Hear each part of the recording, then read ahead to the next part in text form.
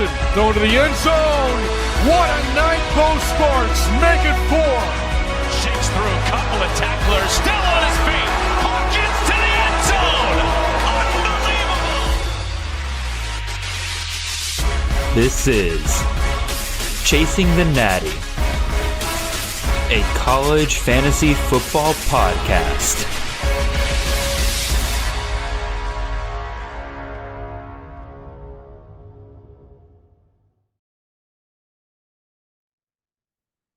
All right, welcome in everyone. This is Jared Palmgren, host of the Chasing the Natty podcast. Hope you guys are having a wonderful time on this Sunday night. We are the College Fantasy Football Podcast on the Campus of Canton Podcast Network. You can find us on all of your podcast feeds and on YouTube every Monday morning during the off season at 6 a.m. sharp. You can also find us now live Sunday nights for CFF live drafts. So tune into those every single week here during the summer. If you want to support the great work we do here, head on over to campusofcanton.com. Subscribe there with any of our phenomenal tiers. We got content ranging on all sorts of college football games, whether that be CFF, Devy, C2C, College DFS, Underdog Best Ball. If you play it, then we've got content, whether that's tools, rankings, pretty much everything you need to succeed. In fact, right now, if you want to support the show even further, make sure when you sign up for one of those yearly membership tiers, you use that promo code Natty, N-A-T-T-Y, to get 10% off your yearly membership. Again, that is promo code Natty, N-A-T-T-Y.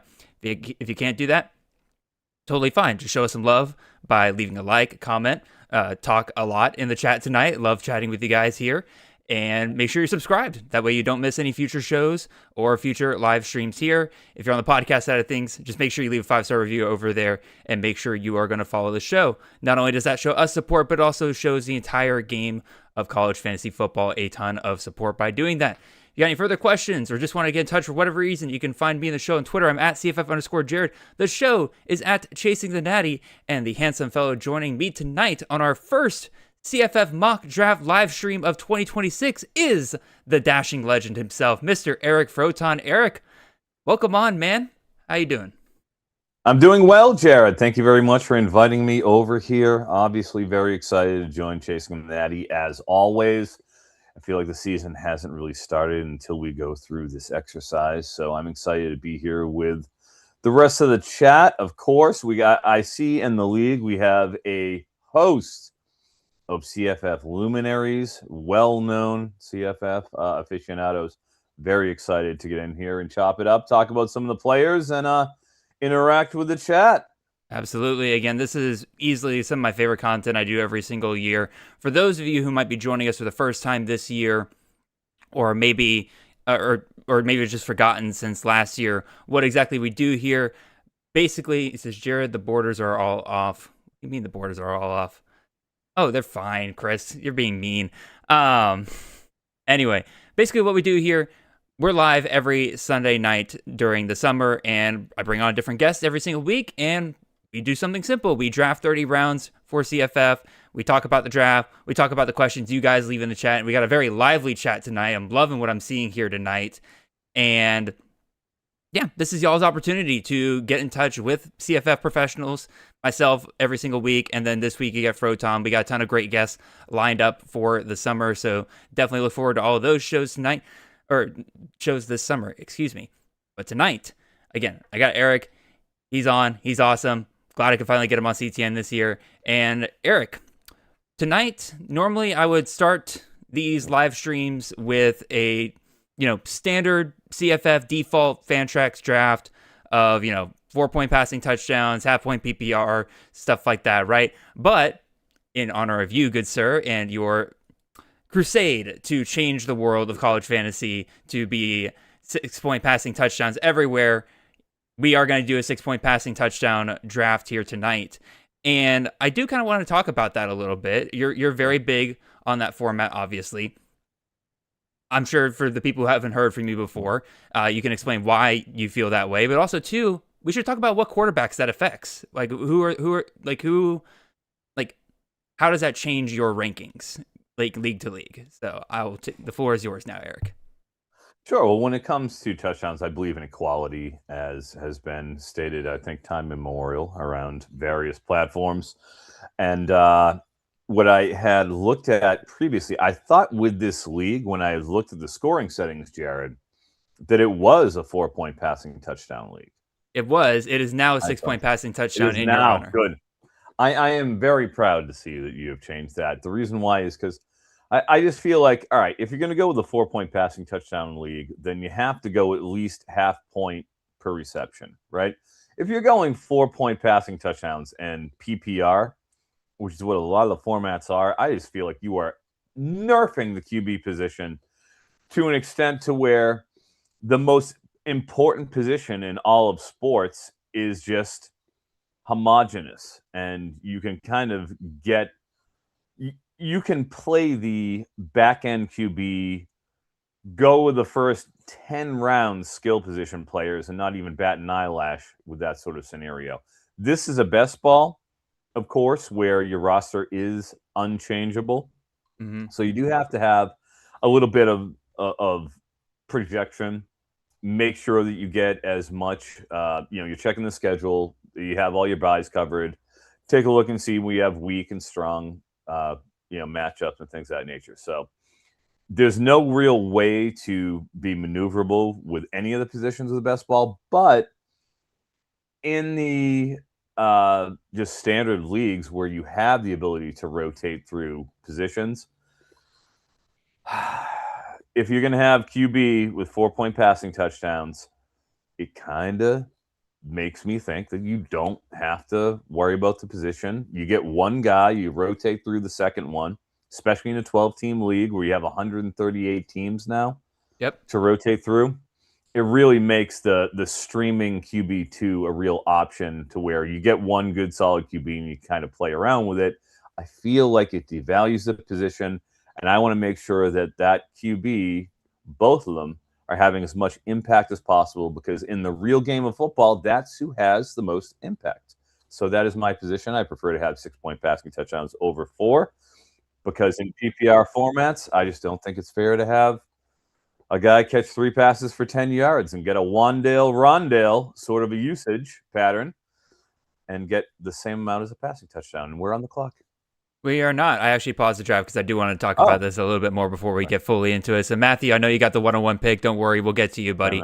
But effectively, Eric, you're not going to get any argument from me on the PPR thing. Like, I think points per reception was, quite frankly, designed by fantasy analysts at the NFL level, and it's trickled down to the college level as well, right? Where what's the most predictable thing about receivers? Volume. And points per reception allow you to benefit from that predictability at the wide receiver position, right? If you can predict volume, you're going to find some really good PPR monsters. And again, on one hand, I get it. I do very well in PPR leagues, right? Because I do projections and I find volume guys. That's always been my thing. But again, I fully agree with you on that front. And then 6-point passing touchdowns, I certainly get it. Like I'm not at the point where I make a default in all my leagues quite yet, mostly because, again, most people still do the 4-point passing touchdowns, and so I try to make content based around that. But I also never really argue against it whenever you get in a league and you advocate for it. I'm like, yeah, I'm down with 6-point passing touchdowns. So, Eric, before we get into this draft, I did go through all my projections and my rankings, and I converted all my projections over to 6-point passing touchdowns. And I'm curious to see if you can guess both the 5 biggest risers and the 5 biggest fallers in my rankings at the quarterback position. So do you want to do fallers or risers first? Okay. All right. Well, this is interesting. I would say fallers. Well, risers, I would think Caden Velcap gets a bunch. Not as much as you think. He's already quite near the top, so his ranking doesn't rise as much. Okay. Fair enough. In that case, I would say perhaps Sagapulotele. Again, a lot. I'm kind of shocked that he did not rise more. Let's see, where is Sagapulotele? He rose, actually, exact same, 59-59. Exact same, okay. Again, shocked, quite shocked at that. Okay, all right, no problem. CJ Carr. CJ Carr is the number 5 biggest riser, going from QB 30 to QB 17. All right, so definitely in terms of the highest rank, he finishes as the highest rank among the 5 risers here. Wow, very interesting. All right, does Mayava get a bump, or is he already too high? Maeva does get a bump, but it's not as big of a bump as some of these other guys. Let's see. Maeva, where are you, buddy? Maeva gets a nine spot bump. Okay, so respectable bump. All right. So we're looking for, these are typically, if we're looking for total spots, we're going from the back end and we're pushing them up, is what it seems like. Yes. Noah Fifita? Not Fifita. He was a pretty big riser, but not as much as some of these other guys. In Jelly? Not in Jelly. Why? I'll run through it real quick. Some of these Go for it. So some of these are pretty deeper, right? So like Will Crowder was actually the biggest riser at Troy. Okay. Going from QB 71 to 53. But Julian Sane was the number 2, rising from QB 53 in my projections and a 4-point passing touchdown, and then going to QB 36. Ryder Burton was another big one at UAB. And then Juju Lewis out of Colorado, big riser, going from QB 61 to 46. The risers were harder. The fallers, I think, will be able to get a little bit more. And here's the interesting thing. The fallers are a much more drastic drop than the risers. So, like, our biggest riser rose 18 spots, and our biggest fallers fell almost 30 spots. Whoa. So. Okay. I would think if we're talking running QBs, Zarka fell. I think he fell about 10 spots, but not as much as some of these other guys. Okay, I'm hoping Byron Brown fell because he needs to. Byron Brown did not fall. He's got enough passing on the enough passing projections that he so he fell. Let me be clear about that, but not as much as some of these other guys. Okay, I watched that man personally do a full pro day workout this past weekend at the Elite 11. Let's not talk about his passing anymore, Jared. Yeah. Not on my watch, my friend. He's got a curl when he throws. No way. Not on my watch. I'll go with more option style QBs. Cale Helms. Cale Helms was the second biggest drop, going from QB 19 down to QB 45. Right. And I guess I'll go Braxton Woodson along those lines. He was a big dropper, but only 11 spots for him. Okay, all right. You can see where I'm going with this at least. We'll go one more before you unveil. Caden Creel. Caden Creel is the number 5 drop, going from QB 23 to QB 38. Other big drops. Quinn Hennicle, the largest drop, going from Good one. QB 26 to 54. Brock Lowry, QB 40 to 62. And then our man Michael Hawkins out of West Virginia, going from QB 45 to 67 in my rankings. You think he wins that job over Scotty Too Hottie Fox? I think he'll end up winning the job. All right. And regardless, either one of them, it would be a big drop just because of how that system is. Oh, yeah. So, no doubt about that. All right, enough of that. Let's swing on over here to the actual draft, and I'll go ahead and get us started. And Matthew, you are on the clock, sir. We got 1 minute per pick here, y'all. It is going to go by fast, so we'll probably get through our first pick or two here, and then we will get to y'all's questions in the chat. So I will try to be better about that. I also have no idea what is going on with the chat, why it is not, like the chat on screen, why it is not scrolling down, y'all. I will try to figure that out for future streams, but unfortunately, as we speak right now, I cannot figure it out. Literally, as Froton was talking about his 6-point passing touchdowns, I'm over here trying to do diagnostics. So it's all good. We'll figure it out. I'll try to filibuster for you, Jared. Nah, it's all good. You just let me know. All right, we got Keywan Lacey and Jeremiah Smith off the board first. I wouldn't say that's too surprising outside the fact that normally we see one of the top 3 wide receivers come off the board there. Really, the top 2 wide receivers, Jeremiah Smith or Malachi Toney, typically end up being your top guy. But I also don't blame somebody if they're in the 101 spot and they're scared of the running backs making it back to them in the second round. You just go ahead and pick Lacey and you move on with your life because, quite frankly, Lacey is starting to kind of separate himself as the running back that has really 0 questions tied to him. So I'm going to go ahead and take a wide receiver here. I'm surprised he made it this far. I'll take Malachi Toney. Not gonna question him making it there at the 4th spot. Yeah, who's going to argue with that? Yeah, I don't think no anyone's problem at all whatsoever. Froton, you going to argue with that? No, because I'm in the number 6 spot. I feel like this is the worst spot to pick in the entire draft because I feel like it's an easy top 5. You have Ahmad Hardy, who's been marginalized. He's out, of course. So the 6th spot is really, I think, the wedge. You can go with a wide receiver. Bubba Sparks has been right there. You could go with a Brad Jackson, perhaps Cook, LJ Martin. I'm going to go with a wide receiver. I'm going to go with Sparks here because I feel like I can get a running back of comparable value that I have valued here as I will in the 2nd round. I will not be able to get a commensurate wide receiver. So that's where I'm going. Nope, totally fair. Again, obviously, Messer, Tony, Sparks, Smith, that's your big 4 at wide receiver, and then everyone kind of feels there's definitely a drop after that point. I'd say there's a tier 2, right? Some guys that we feel good about, that we feel good about being able to produce pretty well. But again, very quickly at the wide receiver position, you're going to run out of known options. And so, yeah, if you're in the 1st round, I don't blame anybody for taking the known commodity there in Sparks. Antoine Raymond comes off there at 1-7. We did have a question from Chris. Of course, he goes off to troll me. To troll you? I don't think that's really much of a troll. I think he's a great pick there at 1-7. Come on. You're one of them too? I am one of them. You're an Everybody Loves Raymond fan, huh? I am an Everyone Loves Raymond fan. Okay. All right. My simple, and I do mean simple, case here is that if you go back and look at the history of running backs that finished in the top 12 for CFF any given year, and they return the next year, they are very likely to finish there again, right? It is not something I think we need to overthink a lot in CFF. Even among teams that score less the following year, they still run the hell out of their top running backs, and they still manage to get the volume, which Antoine Raymond is going to get again this year. And I think he might get more volume, specifically in the receiving game. I mean, who else is Rutgers going to throw to? They got KJ Duff. KJ Duff. They got they're going to throw 500 targets to him. That's fine. I'm cool with that too. I got plenty of KJ Duff. But Raymond's a pretty solid receiver. Again, his workload's limited, but again, over 10 yards per reception, like he can do some magic when he's got the ball out of the backfield. So I am certainly okay with Raymond in the 1st round. Like, I very much view him in the same tier as like LJ Martin, Deshaun Bishop, those guys.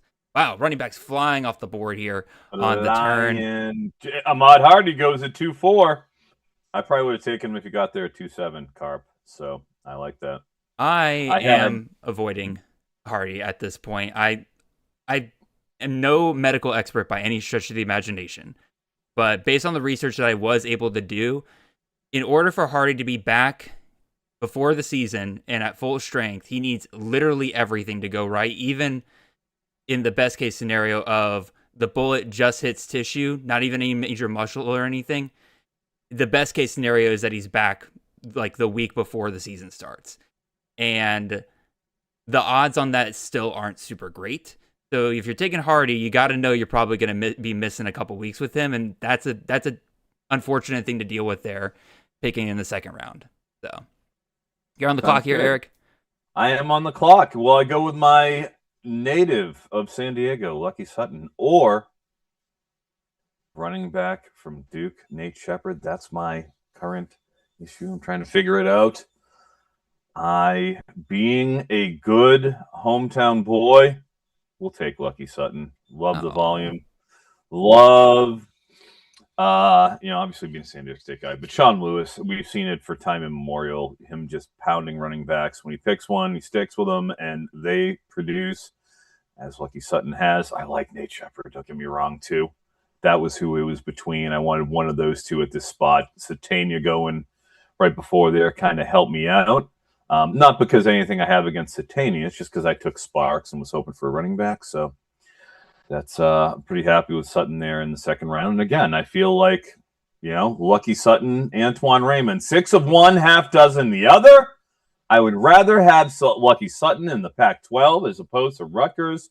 Let me go through Antoine Raymond a little bit here. I'll wait. I can even wait until after your pick here, Jared, and then I'll get it to my rebuttal for you. Sir. I'm going to take Nick Shepard here.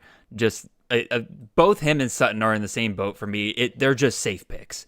Totally agree. They're good. They're going to get the volume.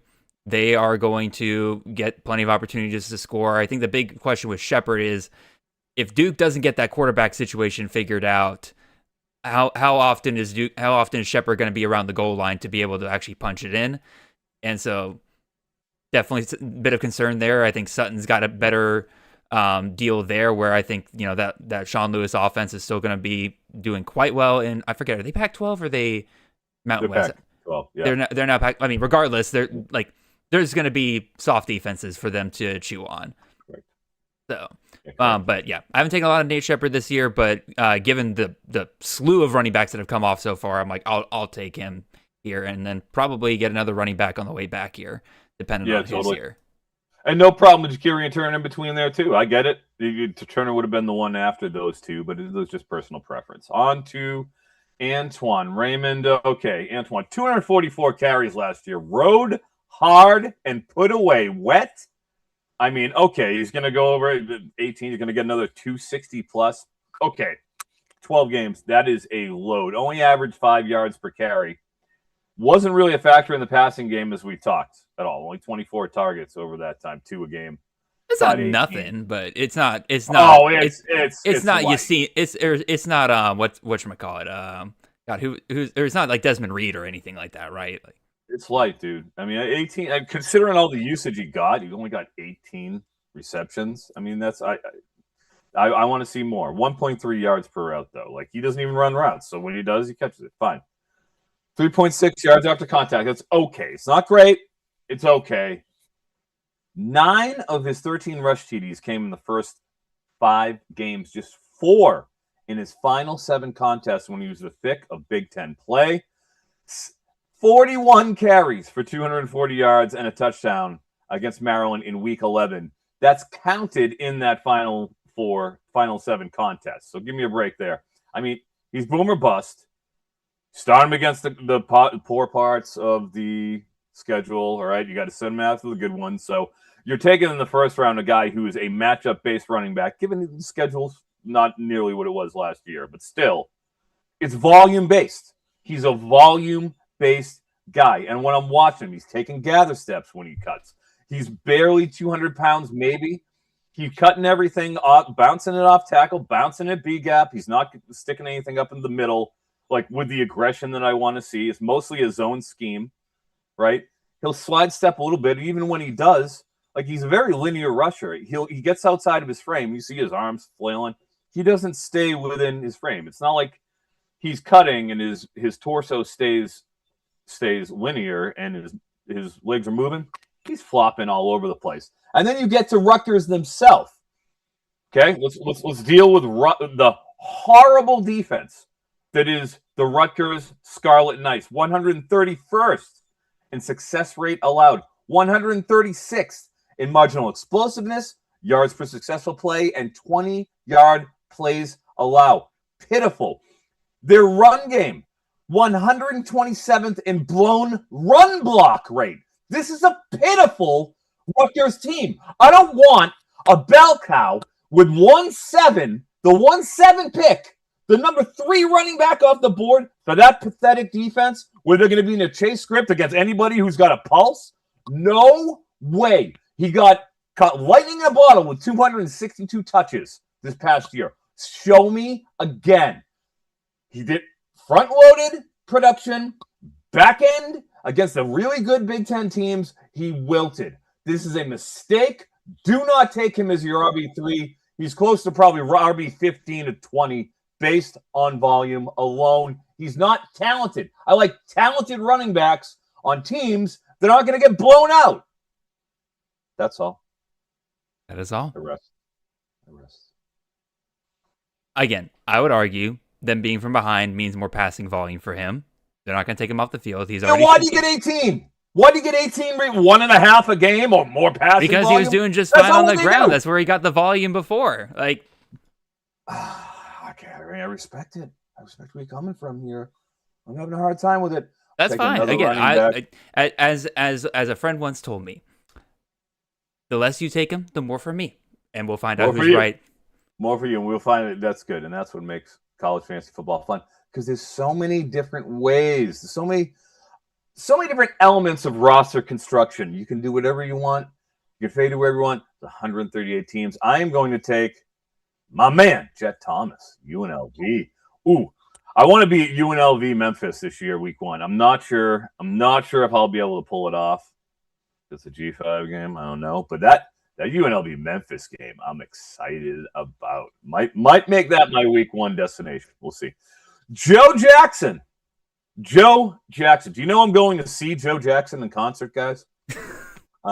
In this month, in the next couple of weeks. The Joe Jackson. Do we all know who Joe Jackson is? The British crooner, late 70s crooner, pub rocker, Joe Jackson. One More Time. All right. Big hit for Joe Jackson. One more time. Say you're leaving. Say goodbye. Right? You got I'm the Man. You have Stepping Out. Probably the one he's most known for, Joe Jackson, Stepping Out. So I'm very, very excited about the upcoming Joe Jackson concert I'm about to attend. I think you should also listen to Joe Jackson. I'm not as excited about the running back, Joe Jackson, Kansas State. Tell me, Jared, how do you feel about Shoeless Joe? I like Shoeless Joe quite a bit. Shoeless Joe? He got nothing but better as the season went on. Dude was absolutely phenomenal as he kept going along. I know they brought in a lot of running backs this offseason, but considering they brought back, outside of Joe Jackson, they had 7 snaps at running back returned from last year. They had to backfill that running back room. So it makes sense that they would bring in 3 guys. I don't think they're looking to make any kind of committee here. All right, Colin Klein, very much good with a workhorse back. Joe Jackson, my RB17 here. He was, like I said, just got better as the season went on last year. If you look at it, he was, I said this on CTN last week. Let me see if I can find it real quick. So after week... Yeah, he finished on a heater. Yeah. After week 4, he was RB32. After week 7, so the second half of the season, he was a top 20 running back.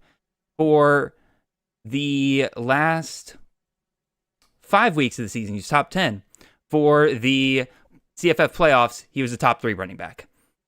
That's not going to be a guy that suddenly takes a big regression this year. I think that he'll be very involved. He's shown that he can do it on the ground. He can do it through the air. I think, again, 3rd round, totally fine with it. I used to love grabbing him in the 4th, 5th round. Oh, my God, if I could get him as like my 3rd, 4th running back, holy crap. Tons of upside with him. I'm sad that his value is no longer as much there. Froton, can we talk about the sheer amount of running backs we're seeing coming off in this draft? So many. Holy mackerel. This is getting crazy. This is the world we live in. You know, the fading of the QBs. It happens draft after draft after draft. Bringing the wide receivers. Like, I saw in a draft recently, both Amari Thomas and like Wyatt Young went in the 3rd round this draft. Like, again, both of these guys, like, guys that used to go at the tail end of the 1st round, now suddenly going in like the 3rd round sometimes. I mean, Jordan Dwyer was a 3rd round pick at one point, now falling into the 4th, 5th round. Cam Coleman, a guy going at the beginning of the 3rd round, now coming at the tail end of the 3rd round, 4th round, stuff like that. Like, it is just a lot of, again, like you said, the running back position is being pushed up. People have kind of figured out that, like, that's the basis of your team. If you can just get solid points out of your running backs every single week, you're going to be just fine. And quarterbacks, it's the same way, but there's a lot more options at quarterback than there are at running back. There's a lot of good running backs this year, but it does fall off a cliff more than what quarterbacks do. And especially in a 6-point passing touchdown league, a lot of quarterbacks that you would otherwise maybe not want as much, the pocket passer types that don't get you much with their legs, they are now even more relevant in a 6-point passing touchdown, so you have more options to work with here. So I could see very much so quarterbacks dropping in this draft, although we still had our top 2 guys there, and Brad Jackson and Arch Manning go in the 2nd round there. Eric, you're on the clock. If you got anything you want to say about that, or just talk about your next pick, what do you got? Yeah, I'm over here, and I'm looking running back again. I'll probably take that wide receiver coming on the back end. I feel pretty good. If you're going to go with a wide receiver in the 1st round, I want to try to get it on the back end. So I am going to take SMU running back Kendrick Raphael here with the 4-7, going in a lot of the expert league drafts in the 3rd round. Got to watch him on tape, and I really liked what I saw, frankly. Like, he isn't the biggest back, but he does have the sort of slalom ability and the side-to-side elusiveness that I think will translate to SMU with a more open system. He really, dude, they gave him a ton of carries down the stretch. He's not a big guy. He's like 205, but man, he was really putting it. He didn't shy away from going up the middle and really taking a pounding. And that was a brutal offensive line for Cal last year, like real bad last year. And we're just sitting there watching it and being like, what is going on? 40, they were dead last naturally in yards per successful rush, 129th in blown block rate, 134th in yards before contact. This is all Cal. This is what Kendrick Raphael was dealing with. He's still out there plugging away and made a very productive season. Gonna have just much more, a better blocking, more open system he's gonna be able to take advantage of over there at SMU. And Jared, you took a running back as well. I did take a running back. I mean, they're flying off the board. Whoa, Shade is we got fourth. My God. We'll discuss that in a second. I took Dylan Riley here. I was deciding between him and another running back, but I think the other running back might make it back to me here in the 5th, so I'm playing the ADP game a little bit here. But I mean, Riley splits that backfield with Sire Gaines. Didn't matter last year. He was still very, very good for CFF. Let's see, I finished as RB31. I think it'll be another good year for both of those guys. I love taking Sire Gaines later in draft. I wouldn't be shocked if I just pair both of those guys here in this team tonight. So like my Dylan Riley pick there. I'll ask you, Eric, is the difference between Kendrick Raphael and Antoine Raymond just you like the SMU offense better than Rutgers, and you just trust that team's going to be able to put him in better positions? Because, to me, Raphael is kind of what you're complaining about, where dude had over 200 carries last year and still couldn't crack 1,000 yards. Again, you can blame the offensive line all you want, but this is a guy that just does not create his own yards. And so I think him going over to SMU, obviously he wouldn't leave Cal if he wasn't going to be the RB1 at his new destination, but they've got other guys that they'll mix him with. Like, Cal was basically riding only on him at certain points last year. He'll have less volume than he had last year. So to me, with Raphael, you are betting on them just having a better line and him being able to take advantage of that. And I don't know if I really want to do that, especially as a 4th-round running back. But he is your 3rd guy, so I feel a little bit better about that. I've seen people take him as their 2nd running back sometimes, and I'm like, it feels a little dicey to me. Well, that's what I'm saying. Cal was bad. I went and I watched all the carries, and with him, he's instinctive, good pacing. We talked about the blocking. I'm trying to go through all my stuff here in terms of my notes. Handled 62% of Cal's rushing opportunities. You know what I mean? Last year, Tamarian Harden got just 44% of the carries. So, over there at SMU, I think if you just give him 50% with just a better line, he's going to be able to produce, and he's going to be good enough to earn that. I would rather have him than Dylan Riley, who is a part-time lover with Sire Gaines. So I would rather have the guy who has a path to a more solid workload. I do love Wayshawn Parker there too. March Madness took. I love Wayshawn. I think he's being underrated. I know the Dampier effect is happening though. Jared, your pick. I am on the clock. I'm going to take a running back here that I've been down on for a lot of the season, but events change things. And again, I'm grabbing him here as my 4th running back. And yes, he is in a timeshare with 2 other running backs. Doesn't matter to me. I'm going to go to Cameron Dickey here. Top 15 running back from last year. I do think the change at quarterback is going to be a big deal here, right? Will Hammond, in the past, has been mobile. Problem is, he's coming off an ACL tear. Go back and look at the history. Quarterbacks coming off their first year in ACL tears have massive reduction in their mobility. His passing should be fine. That's what we're hoping for if we want some, love for those Texas Tech wide receivers and the tight ends. But these running backs are once again going to eat here. And again, I'm not predicting Dickey to get what he had last year, right? That would make no sense. I mean, obviously Quentin Joyner is going to be involved in this rotation, but again, Dickey was the main guy last year. I think he'll be the top running back for Texas Tech again this year. I don't think he needs a crap load of volume like he got last year. I think, let's see, I got him projected for 165 rushes and 30 targets. That's good enough for my running back 27. I'm totally fine taking him here as my running back 4.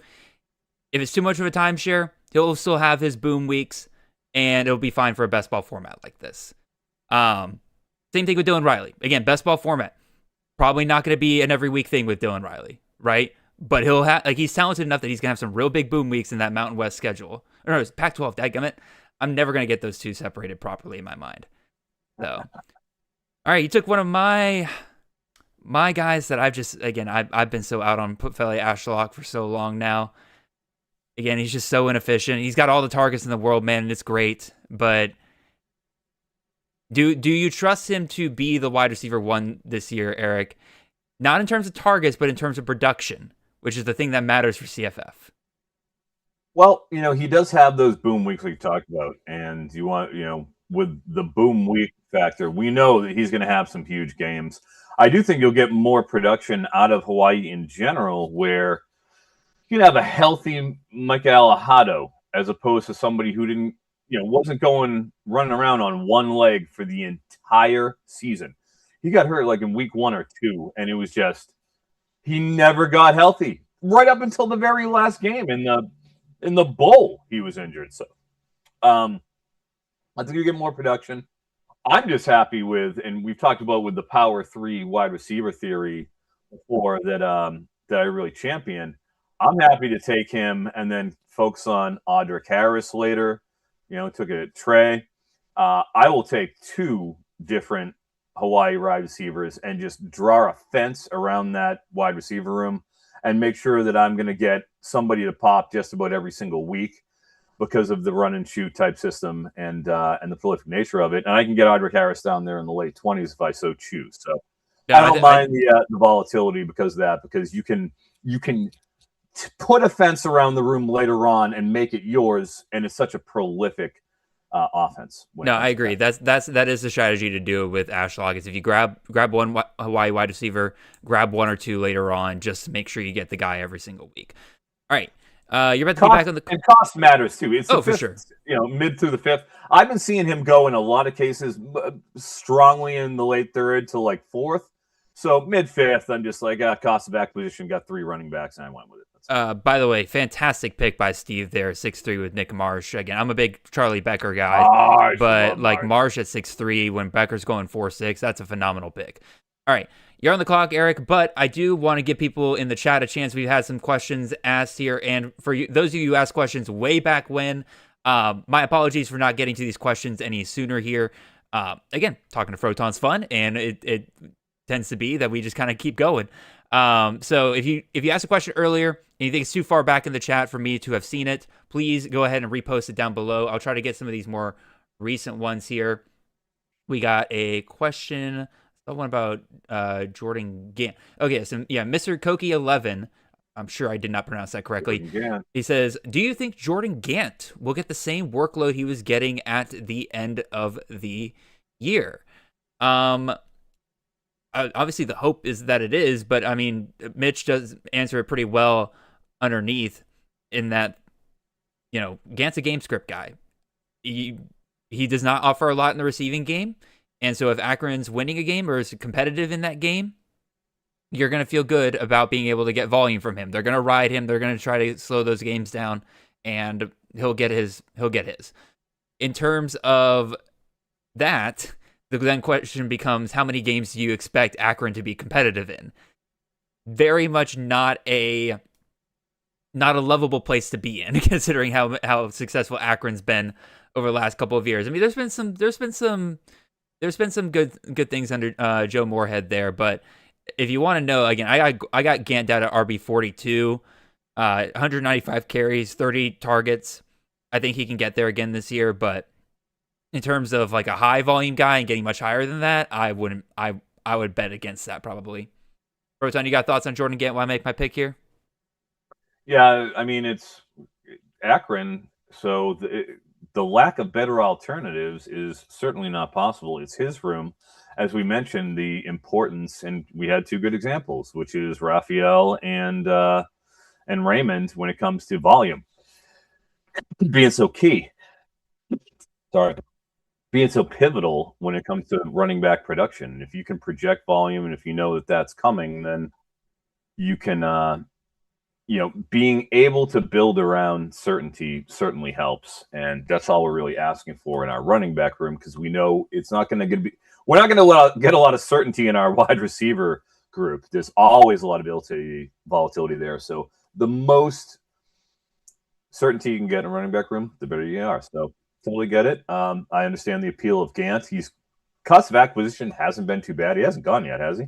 He has not gone in this draft, and I can look up his ADP here real quick. I'm seeing him go right around here.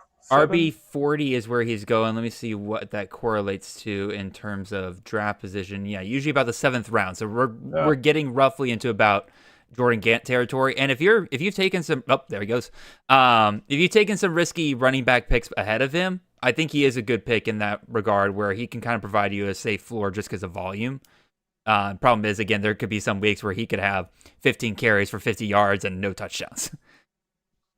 So this is the truth. By the way, Mr. Koki 11 is actually Mr. Froton, our Tadpole champ, Mr. Meth Labs. Let's go. So right. shout out to him. Speaking of Froton, we got the Tadpole getting ready to kick up here soon. I know you got live drafts scheduled in Chicago this year. I know is a big one. Obviously, Texas is getting another one. Did you get the one in San Diego? San Diego.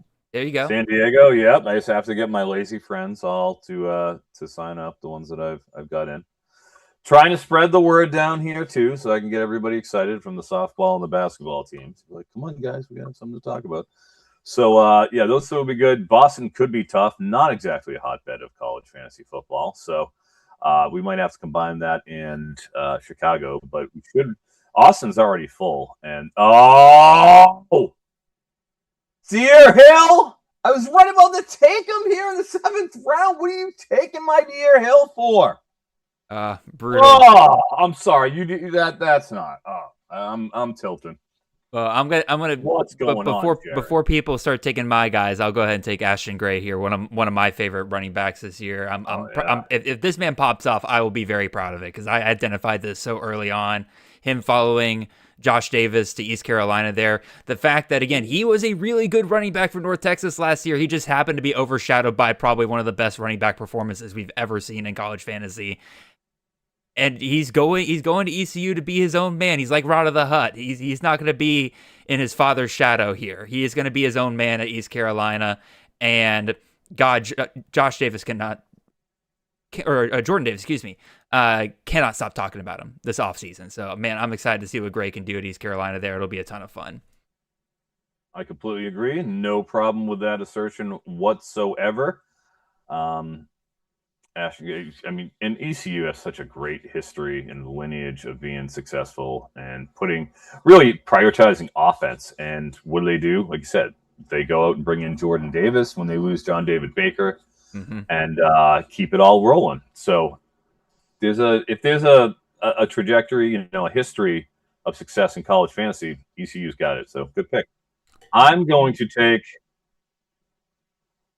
great Mario Craver here for Texas A&M. Yeah, pretty late. I'm usually seeing him go pretty consistently in the 6th, because is he on the smaller side? Yes, but his role is pretty well defined in that Texas A&M offense. I don't love Marcel Reed. I mean, we'll get in. I mentioned Byron Brown, how I was uncomfortable watching him try to throw forward passes. Good luck in the SEC, kid. Good luck. But, that's sort of the same thing. I get a knot in my stomach when I watch Marcel Reed trying to like advance the ball down the field incrementally. Mm-hmm. I'm not a big fan on the program. Oh, and of course, Carp is like, I'm going to troll you, Froton. Okay, you want the Byron Brown talk? I'm going to go right for it. I see you, Carp. I see you. Wayman Jordan's a good pick at the 6th round. So we actually had a question on Wayman Jordan. Mitch Hart asked in the chat, Wayman Jordan versus King Miller. A lot of people seem to like Miller. The injury kind of scaring them off of Jordan. I personally think Jordan is mostly fine. If you can get him as your RB3 or RB4, like you're more than cooking.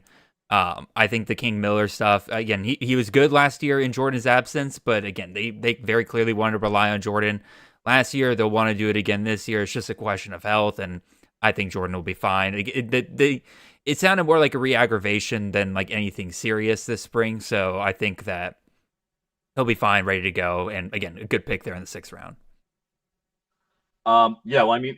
When in reviewing the film between the two of them, Wayman Jordan has some juice. I mean, there's an element of explosiveness to him there that I feel like, he averaged 5.2 yards after contact. That was, and it shows. It really shows on tape. He had an 87 run grade, 87th percentile.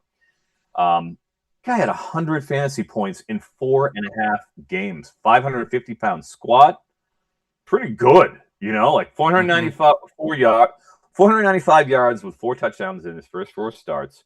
Averaged 18 carries a game. Put up a $157 Michigan State, $167 against Georgia Southern. 20 points per game in 3 of his first 4 full games. Sure, there's an element of concern. I mean, you have to be when King Miller comes in, who's pretty well, but he was a redshirt, freshman who was kind of a walk-on. Mm-hmm. They did seem, they brought Jordan back. As long as he's healthy, I do feel like he'll get that number 1 role. And it's a pretty good spot because last year, 10th ranked S&P Plus offense, averaged 36 points a game, 13th in FBS, was good old USC, 20th in yards per successful rush, 23rd in EPA per rush. So a pretty good, solid run game. You think of Lincoln Riley and you think about, all right, well, this is a team that is pass. But, man, he was really good. So I don't have a problem with that, frankly. Okay, and so you come off the board. I think I would want to handcuff him if you can get King at a reasonable spot, though. I think if I have an extra week at some point, I think I might do like an entire episode of CTN dedicated to like the elite handcuffs at running back, because there are quite a few this year. I mean, you mentioned like one already came off the board there. De'Aaron Hill, I think 7th round is a little bit early to take a handcuff, but like just like Keyshawn Allen last year, right? If Davison doesn't have the juice early on and De'Aaron Hill continues to do what he was doing last year, then that could end up being an elite pick right there. Keywan Brown's another one that really comes to mind as a like. If Isaac Brown goes down, he's going to go off. Obviously, Savion Hyder now, behind Marshall there. If Marshall goes down for whatever reason, then Hyder's going to go off at that point. So, again, a lot of good handcuff options out there for the top end running backs this year. I mean, there's a lot of good players still on the board. But you took Latsier Brooks there, Mr. Froton. Hitting the Lotsie. Yes, taking a shot on Lotsie Brooks, with the, looks like this is Kalen DeBoer offense. Already have 3 and 3. There's a question of like, all right, if I didn't get Brooks, I would have I'm going to pretty hard pivot now off of wide receivers. I feel like I've got 4 pretty good ones that I can address later on. And if I want to go and do some cobbling together around that room, I can do it. Managed to already get Terrence Carter as one of the big 3 tight ends there in the 6th round. So I can now pivot and start looking running back.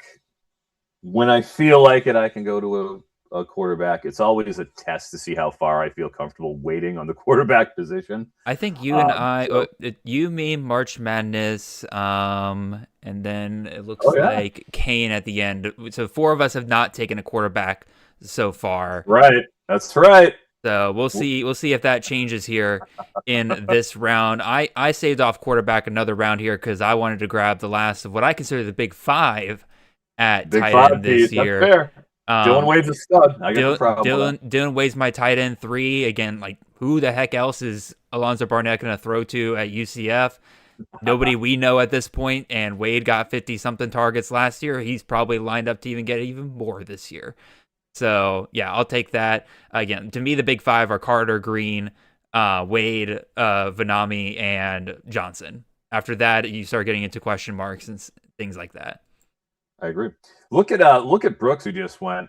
The Gant, Robinson, Miller, G6 run of running backs. I love it. Going with the G5. Oh yeah, no, I like it. Miller's one of my favorite guys. I took him 1st round in a CFF Dynasty League because I think it was Chris, my co-host here at CTN. You know Chris, but he mentioned that like Miller's been clocked at like 23 miles an hour as a running back, and you're going to give me that in the MAC as a RB1 and a guy that's already shown he can get 900 yards in this offense. Whew, love that. Yeah. All right, that's how to get my attention. Right? Yeah. Quarterback still on the board. I'll go with a bounce back year for John Mateer here. Hopefully he doesn't get his hand injured right before the hardest part of his schedule this year. Year 2 in the SEC, these dual threat quarterbacks the last couple of years have shown they make massive jumps. Just look at Jaden Daniels. Just look at Taylon Green last year. Right? Look at Diego Pavia. These guys jump from pretty good to elite options, especially after that, like I said, that second year after making the jump up in competition, getting a full offseason. Now that they've seen what the SEC is like, I'm expecting John Mateer to follow a very similar pattern here. So I will take that as a 9th round quarterback here as my first quarterback. No problem with that. The upside is what we're shooting here, and that could certainly happen. That's such a great defense last year, Oklahoma. It was incredible. You got to wonder what would have happened if you had a healthy Mateer the whole season. So Carp is piggybacking off of our tight end discussion here. He is asking, like, what's the break at tight end? Not after tier 1. We talked about tier 1 and like our top 5 guys, or top 3 in your case. But like, what's that tier break for tier 2? I think that mostly comes around tight end 13, 14 for me, because there's a lot of guys that I like in that next area, like Juice Vereen out of Colorado State, been drafting a ton of him. Peter Clark is super underrated at Temple, in my opinion. Dorian Fleming, again, another volume guy, needs some more efficiency there. And then Grant Hollier, man, at Georgia State, dude was a top 10 tight end the second half of last season. And once again, who is Georgia State going to throw to? I don't know, but they had a pretty awesome true freshman tight end last year, really step up for them. He didn't leave, and that tells me that they made some promises that he'll be once again featured this year. So I'd say about tight end 13, 14 is where my next kind of tier break happens. Eric, what do you think? Yeah, everybody loves Kalen Chudzinski. We've certainly heard chapter and verse about him. Our boy Jacko, who is in he's up on the clock right now. Also wrote about him. I love him. I think he's incredible. I think Randy Pittman for SMU, you could see him pretty credibly step in. There's 2 NFL tight ends that left that room, and he seemed like he was pretty clear that number 3, I think he should slide in. I love Luke Reynolds. I'm not ready to give up. I think over at Virginia Tech, Benji Gosnell, I'm not even remotely concerned about. I think he goes and takes control of that room and gets plenty of action. Hunter Andrews for Utah, always death taxes Utah tight ends. Mm-hmm. And a tight end simply on name that I just love the name here. NC State, Vanderplug. Yeah, we would like a Vanderplug. He is very plug and play. Plug and play. There we go. There we go, Jared. Thank you. This is what we come to. Thank you. This is what we come to this show for. We're rolling. Late night puns. Tonight. Oh, I love it. Well played, sir. Thank you. I made that joke in the CFF Slack like 3 months ago, and I've just wrote it since. All right, we got more guys coming off the board here. We got some surprises here. Rodney Nelson, running back in Miami of Ohio. I did see that Athlon Sports did have him labeled as the RB1 for Miami of Ohio. I don't know what Phil Steele's going to do. I think his stuff comes out either this week or next week. But my thing with Miami of Ohio running backs is that they just done this really weird thing where they like give a guy a ton of carries between the 20s and then they give it to somebody else once they get down to the red zone. And it's just like every time. So it's like you get a lot of volume, but very little scoring opportunity with them. Hopefully that changes for Rodney Nelson this year. If it does, then he's more than worth a pick here. Because again, Miami of Ohio does like to ride one guy for a lot of carries, but man, you're sitting there holding a bag sometimes with only 3 or 4 touchdowns by the end of the year. Completely logical, completely relevant. No problem with anything you're saying here. And wheels up. I'm good with you, buddy. I'm good. I am now on the clock, and I will take Boston College running back Evan Dickens. I actually just watched him the other day, going right into the Turbo Richard role. Had 1,200 yards last year for Liberty. I think the volume and the projection, as we talked about, I think you can look at him getting 200 carries. He should step in there and be the guy. And I watched his tape from Liberty just to review and make sure, like, all right, how do I feel about him coming in?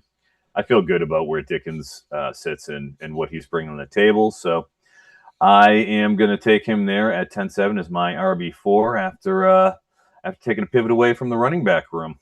And you took Marcel Reed. Okay. Look at I love it. Me and you at odds. QB 14, man, last year. And obviously loses Colin Klein to Kansas State. That's going to be an impact here. If I didn't think there was going to be any impact, Reed would be going much higher in these drafts. Once again, dual threat quarterback, this will now be his third year, full-time starting. Texas A&M, they hired from within. They're going to want to do a lot of the same things that they did last year. I think he'll be just fine. And again, maybe not QB 14 in his range, but I think he has one of the highest floors just because of his rushing. So, yeah, one of Mateer or Reed is going to work out for me, unless they both get injured. In which case, well, talk about two of my least favorite QBs from an accuracy standpoint. Watching those two throw, but they can run. They can run. Extremely important here in college fantasy football. By the way, great pick from Ben there with Trey Richardson. I was thinking about pivoting away from quarterback there just to pick up Trey Richardson. I mean, fallen so far in drafts now. I mean, used to be going like 4th, 5th round, going 10th round now. And I talk about on the ACC show tomorrow for CTN, and I get it on some level, right? He's been injured all spring. You have the beat reporters saying he'll be the wide receiver 1, but we've seen this song and dance before where a guy's not there during spring and, start developing chemistry with a different wide receiver. The other thing is that it seems like he'll be in the slot, right? Again, based on the reports of the beat reporters, he's not going to be on the outside. Typically, those Jeff Brown wide receivers you want will be on the outside. Now, it's not unheard of. Rondale Moore, rest in peace, was a slot and was dynamite in the slot. So I want to believe the beat reporters when they say, like, when Richardson's healthy, he is going to be the wide receiver 1. And on one hand, I believe it because Richardson's done something before, unlike LaWayne McCoy and Trayshawn Hurry at this level. So, yeah, 10th round, if I wasn't so hyper-focused on quarterback here, I almost certainly would have I was going to consider Richardson here in the 10th round, but Ben took that option away from me there. So, good pick, Ben. Yeah, good pick. And this is, there's some decent wide receiver value in around these rounds. And you see guys like Ian Strong could be incredible. Omari and Miller he certainly has the most Jordan Tyson-like skill set in that room. I actually watched both him and Reed Harris today because I've just been tossing and turning over who's going to be the one there. And they're two just disparate skill sets. Yeah. You see Miller is definitely sharper on the cuts, more technically proficient. You can run. He's good with the hitches. He really comes back well to the ball. He can separate. If you're going to try to track him across the field, he can do all that. But Reed Harris, just you throw him on the boundary, and he has that Charlie Becker-esque ability to just out-alpha the other guy who's covering him. And you see him time after time. And he's not graceful. He's not. He doesn't take his hips and just have this. Well, that took that option away from me. Should have kept your mouth shut, Eric. Good. Oh, I'm sorry. Well, it's all good. Talking to Mario Miller. You went right before it.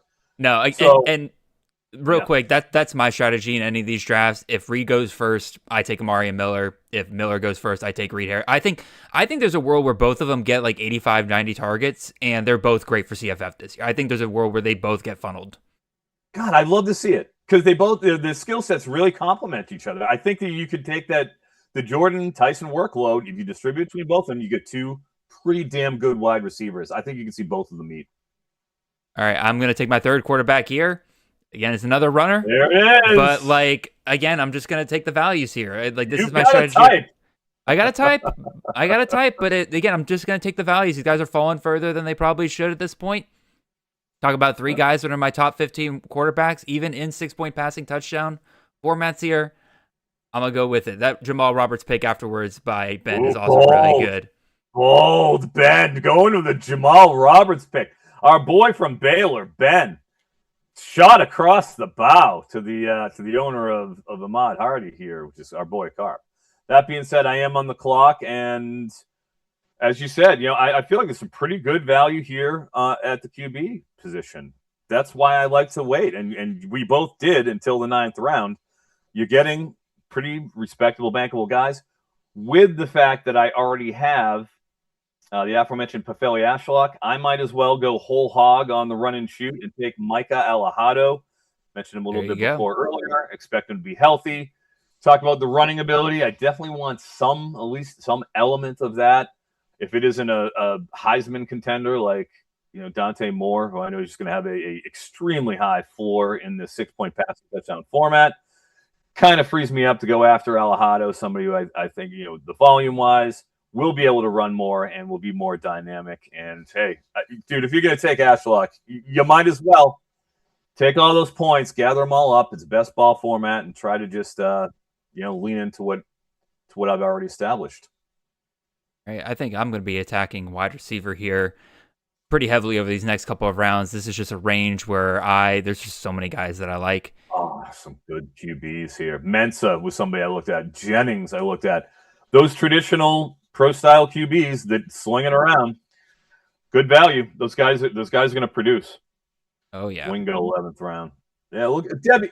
This Debbie Warehouse with 11-12 taking Wingo. Wait, you're not taking Wingo in the 11th round in any of our Champions League drafts, Greg. Okay, what's this all about? I'm taking him in the 14th, 15th, and none of this in the 11th round. I see you, Greg. Keelan Russell. God, look at these QBs. Dude, again, Russell is still a good value. QBs here. Awesome. I was like big. I thought I was gonna be someone who's gonna miss out on Russell because when after that spring game, there were so many people who were like ready to crown him QB1, and I was like, okay, I'm still gonna have a little bit of confidence discount on him because he's still not actually named the QB1, so that put him down at like QB 35 for me. And if I didn't have the confidence discount on him, I consider him a top 20 QB. So I say if you think he is QB1 locked in, draft him as a top 20 QB. He's still not going there. Right? He's still kind of falling into the 12th round here, and like that's my range. Like with the confidence discounts, I still think he's a great value at this point. So, let's see. Right. I'm checking the chat here, making sure I'm not missing any questions. Underwood. Jacko is such a Michigan stan. Underwood in the 12th round is bold. I'm looking at him. So I'm in a different draft right now, and I'm heavily considering him in the 15th round. He just dropped quite a bit. I mean, obviously, somewhat understandable after the reports of a pretty bad spring game there, right? Okay, never mind. I'm not considering it. I did draft him in the 15th round. I forgot I had it on auto. But in that league, I think he's my QB3. Like, we're still talking about a Jason X system here. Underwood can run. If he's the starter, they're going to run him, and that's still going to be a pretty solid CFF QB spot. Pray to God we just don't get as bad as what we had last year. But that was also a much more poorly run offense. So look at this QB run we're in the midst of. I'm proud of you guys. This is a lot of fun. And you know what? I'm happy. I am so happy that I beat it. Like again, grabbing those three, like Mateer, Reed, Johnson, and now everybody's like quickly trying to go after quarterbacks here. I feel really good. And I don't feel pressured at all right now to take a quarterback.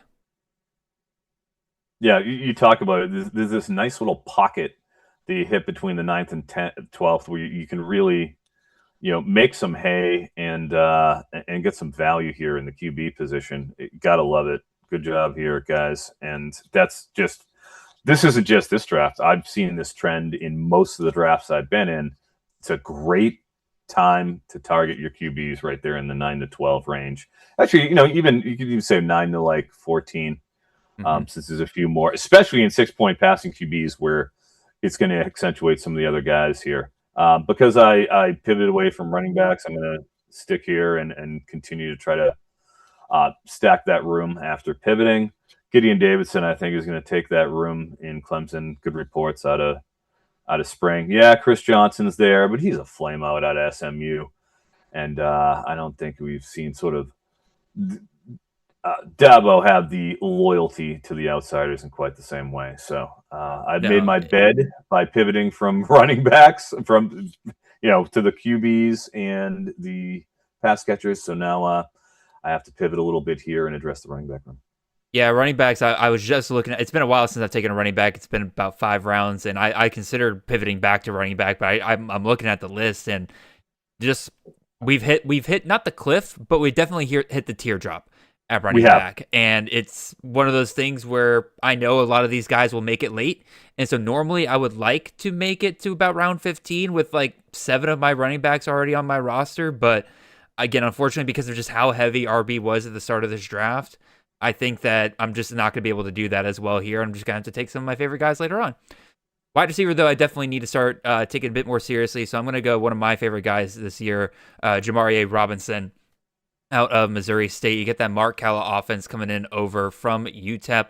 Very quietly, a solid wide receiver 1 volume profile in that offense. About 90 targets on average for their top guy, Jamaria Robinson, returning from last year as the clear target number 1 for Missouri State. I think that, again, if you give him 90 targets, he's efficient enough that I think he'll end up being really solid, especially playing against the CUSA schedule.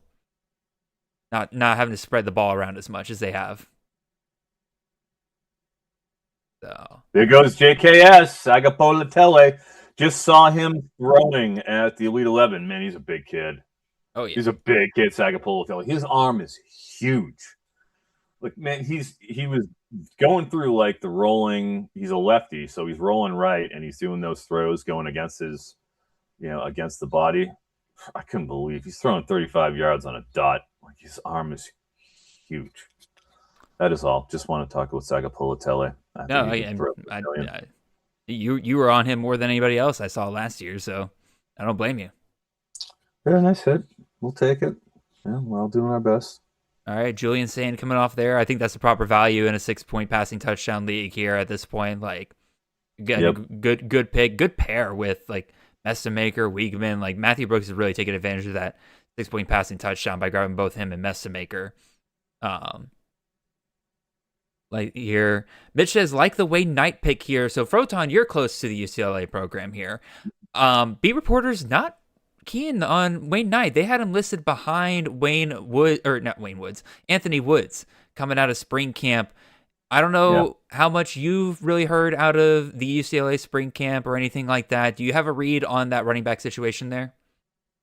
Yeah, well, he was banged up during the spring, so he didn't get a chance to really differentiate himself. And when you're going, obviously he was with Chesney last year, but when you're going to a new situation, a new room, these beat writers haven't seen him. So there's no real like allegiance to him because of that. And then when he's already banged up, he's behind, it's going to certainly seem like it's Anthony Woods. I was at the spring game. Obviously, we didn't see any of him, which was, it was kind of conspicuous.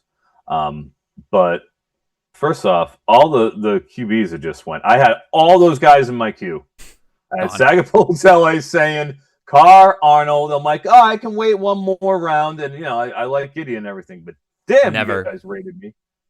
You rated my queue on this one, boys. Well done. And thanks to big ups to Mitch for the question, being active in the chat. Appreciated, sir. Ups to Mitch Hart.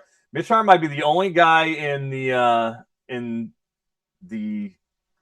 sphere that has been doing CFF longer than me. I think he has. I mean, he's pretty damn close. So a true OG in the chat, our boy Mitch Hart. And I went with my last guy in the tier, which is Gunnar Stockton, 10 rushing touchdowns quietly last year. This is a 6-point passing touchdown league, but I feel like you got just such a high floor. And this is where those powerful, bankable offenses, the Notre Dame's, saying Sagapoltele, these are where these projectable offenses and the good QBs are coming off here. And I think we're getting close, Jared. We're at the teardrop. Braden Pegan coming over from Utah State. Yep, following his offensive coordinator there. It's nice to sit there and think. He was wide receiver 1 under Kevin McGivern last year. He'll be wide receiver 1 again with Utah not really having another option there. Maybe if you're a big Creed Whittemore fan. I know you're a big Creed fan, Eric. Huge. I'm sure you've been to their concert once or twice. Yes, I'm a Scott Stapp guy. But I don't blame people for taking the shot. That's like Pegan's one of the G6 to Power 4 transfers that I'm willing to bet on this year. Like, really, it's the Oklahoma State guys and then him that I'm really, really excited to bet on there. Other guys jumping into different systems, like you took Evan Dickens earlier. I see the logic, and obviously he performed great for Liberty. Clearly, he was playing below his level of competition last year, and so he should probably do great at Boston College. Problem is, I'm scared about Boston College. I think that could fly way off the rails this year over there. Yeah. You ain't wrong about that, Jared. But I see the path to the upside, even if my projections don't really love it that much. So, All right. Hey, well, if I'm going to go and bang on a bad team like Rutgers, well, I'm going on. I mean, is BC a bad team? Yes. Yes. So here I am. I'm out here eating the volume too. You know, I got to take it as well as I give it. Bobby's saying Jackson Harris is going to be the best G5 to Power 4 transfer. Book it. Ooh. Interesting, because I actually like 2 wide receivers at LSU better than him. I do like the Jace Brown transfer quite a bit. And my guy on the LSU wide receiver room is that Winston Watkins, man. So good as a true freshman for Ole Miss last year. I think he overtakes Eugene Willis as a starting slot at some point this year. I think he has the best shot at being that number 2 wide receiver for LSU. Yeah, he took a lot of those Caden Lee snaps out of the slot for Ole Miss towards the stretch. You saw them in playoff, and Winston Watkins out there a lot for Ole Miss. Should be a factor. Totally agree. Oh, great pick there by Steve with Trey Cornish. That's definitely one of the bigger risers coming post spring. We've seen him. I remember doing a show a couple months ago where I took him in like the 30th round. I was like, oh yeah, Trey Cornish. You could do worse at the end of drafts. Here he is in the 14th. That's how the CFF cycle goes. This isn't NFL, kids. There's no just static ADP. Things change as the season goes on. So, yeah, I totally agree. I love Cornish. He's a good running back. He's very solid. That's a nice little two-step. North Dakota State. Oh yeah, they're starting running back. What's nothing wrong with that? No, not in the slightest. What was I thought? Oh yeah, I was glad that we got the word we did out of UConn, because I knew, again, you go back and look at what Jason Candle's done over the last 10 years, and he just produces RB1 after RB1 after RB1. And I'm like, I just need somebody, because I looked at all the transfers they were bringing in, and I'm like, God, on paper, every one of these guys is like somewhat of the same. Like, I really need news to come out and tell me this is the guy who is being the best so far, and that was Cornish coming out of the spring. And so I'm like, you know what? Draft him a ton. I was thinking about taking him here in the 14th round, but unfortunately Steve beat me to it, and Josie sniped me on my next wide receiver there as well, with Jackson Williams out of North Dakota State. That's a good pick right there. Yep, why not? North Dakota State, prolific scoring offense coming up. It's about time we got to draft some North Dakota State players, right? Oh yeah, for sure. Like, they've been big enough part of college football like already, like at the FCS level. It's like, it makes all the sense in the world we finally get them. Can I ask you about my last pick there, Eric? You're on the clock, but I do want to ask you about Ajite Dabbs, wide receiver out of Toledo. I was told by Little Birdie that in the championship drafts, he's going actually much later than this, like if at all in some of the drafts. And my thought is that I'm not expecting super heavy volume here. That's not what we get out of Mike Jacobs and that Mercer system last couple of years. But the top guy still gets about 75 targets. And given what we've seen out of Ajite Dabbs, catching about 2/3 of his balls, averaging almost 18 yards per catch. Dude's just an explosive wide receiver. He will be the wide receiver 1 for Toledo this year. He followed Mike Jacobs from Mercer to Toledo. I think he's being highly underrated. I've drafted a ton of him this year. Do you think that that's a mistake on my end, or what are your thoughts? Well, I mean, it's never a bad idea to be invested in the Toledo room, because they're typically the alpha dogs in the MAC. And if you're the alpha dogs, if you're the best team, you're scoring 35 points a game, which is what we're pretty much seeing out of that Jason Candle now moved on Toledo team, but they still recruit better than anybody in that entire conference. No problem taking a speculative pick there in that 13th round with Dabbs. I mean, we saw what Vander Ross did. We saw what Jerwan Nelson did the season before. It's one of the true bankable spots, one of the few in the MAC that you can look at a wide receiver and say, all right, we want the number 1 wide receiver out of Toledo is a king position, and that's one that you want to be involved in. So you are now on the clock, but yeah, no problem there, my friend. I am on the clock, and I'm going to take a guy that it feels so weird to take, because like it's just one of those guys where I need running back right now, because again, freaking Ben's going to take both Martin and Carey from me. So I'm kind of pushing to a corner to take this guy, but he projects better than I thought he would, and that's Jonathan Silver out of Delaware there. Again, not a volume play whatsoever. Again, I got him projected for about 155K carries here and 35 targets. So you're talking about like 190 touches, which is not really what you want to see, but he's been pretty dang efficient, almost 6 yards per carry, about 4.8 rushing touchdowns, catches a good number of the targets that he gets, and, getting over 8 yards per touch there. So we've also seen in the past that like these senior running backs out of Delaware do pretty well with increasing their efficiency. So again, my projections got him at over 900 yards rushing, 200 yards receiving. So again, here in the 14th round, I'm just going to have to throw my hands up and say, I hope my projections are right. Look at Brooks with the Saiyan Fafita double tap right there, 13th. He's 14th, really leaning into the passing quarterbacks in this draft. He loves his pro style QBs. Him and me both. Hey, we know you're going to get points out of that. Interesting. I went with Hendricks, and then you saw March Madness go with Scudero. Pretty much the same guy, going in those potentially high volume positions, of prominence there for Colorado in a pass happy team, for Cal with Sagapolotele there. Ideally, he slips into that DeJesus role. You want to talk about volume? Thy name is DeJesus from last year over there. 140 plus targets. I mean, just absolutely pounded, like an extended handoff type situation, because again, they couldn't run the ball up the middle at all. So they had to go and try to spread it out horizontally, and it was effective. I love Barnes, too, who just taken by Scudero. That's a nice little 14-15. Scudero and Barnes? Bro. Nothing wrong with that. And there's your boy Gaines. Were you thinking about him? Yep, I was. He was getting there. I was getting there, but unfortunately, that is now not an option for me. Do I go wide receiver here? It's not a ton of guys I'm super in love with. I could go with this guy, but again, 6-point passing touchdown league, 15th round. Let's see if I get him in the next round. Wide receivers. Again, there's so many wide receivers I just like. I got 4 already. Got 25 seconds left. I got to make a decision at some point. Running back's going to drop off a cliff at some point. I'm not going to know who's going to be available, so screw it. I'll take a senior in the SEC, Cedric Alexander, without Diego Pavia there. I think that they'll again. I am hoping that they give him a lot more volume than what he was getting last year. Again, Pavia was just sucking up so much of that rushing production there. He looked better last year than the last time. Averaging almost 6 yards per carry. Granted, again, when you have less volume, you tend to be a little bit more efficient a lot of times. Than if you're getting a ton of carries, your efficiency tends to go down a little bit, as we saw a couple years ago when he was averaging only about 3.5 yards per carry.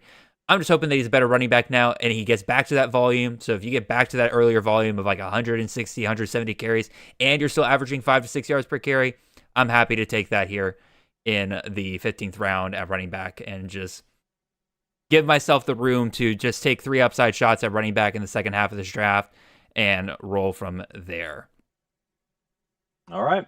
Well, I can't believe it. Here I am. We haven't had a tight end taken since the 10th round. Holy crap. I didn't even realize that. Good pick. And when I when I talked about this guy this week, my friend who was in the draft, Steven Jackson, was like, what drafts is Kalen Chudzinski going in the 14th round? Well, Mr. Here Jacko. you go.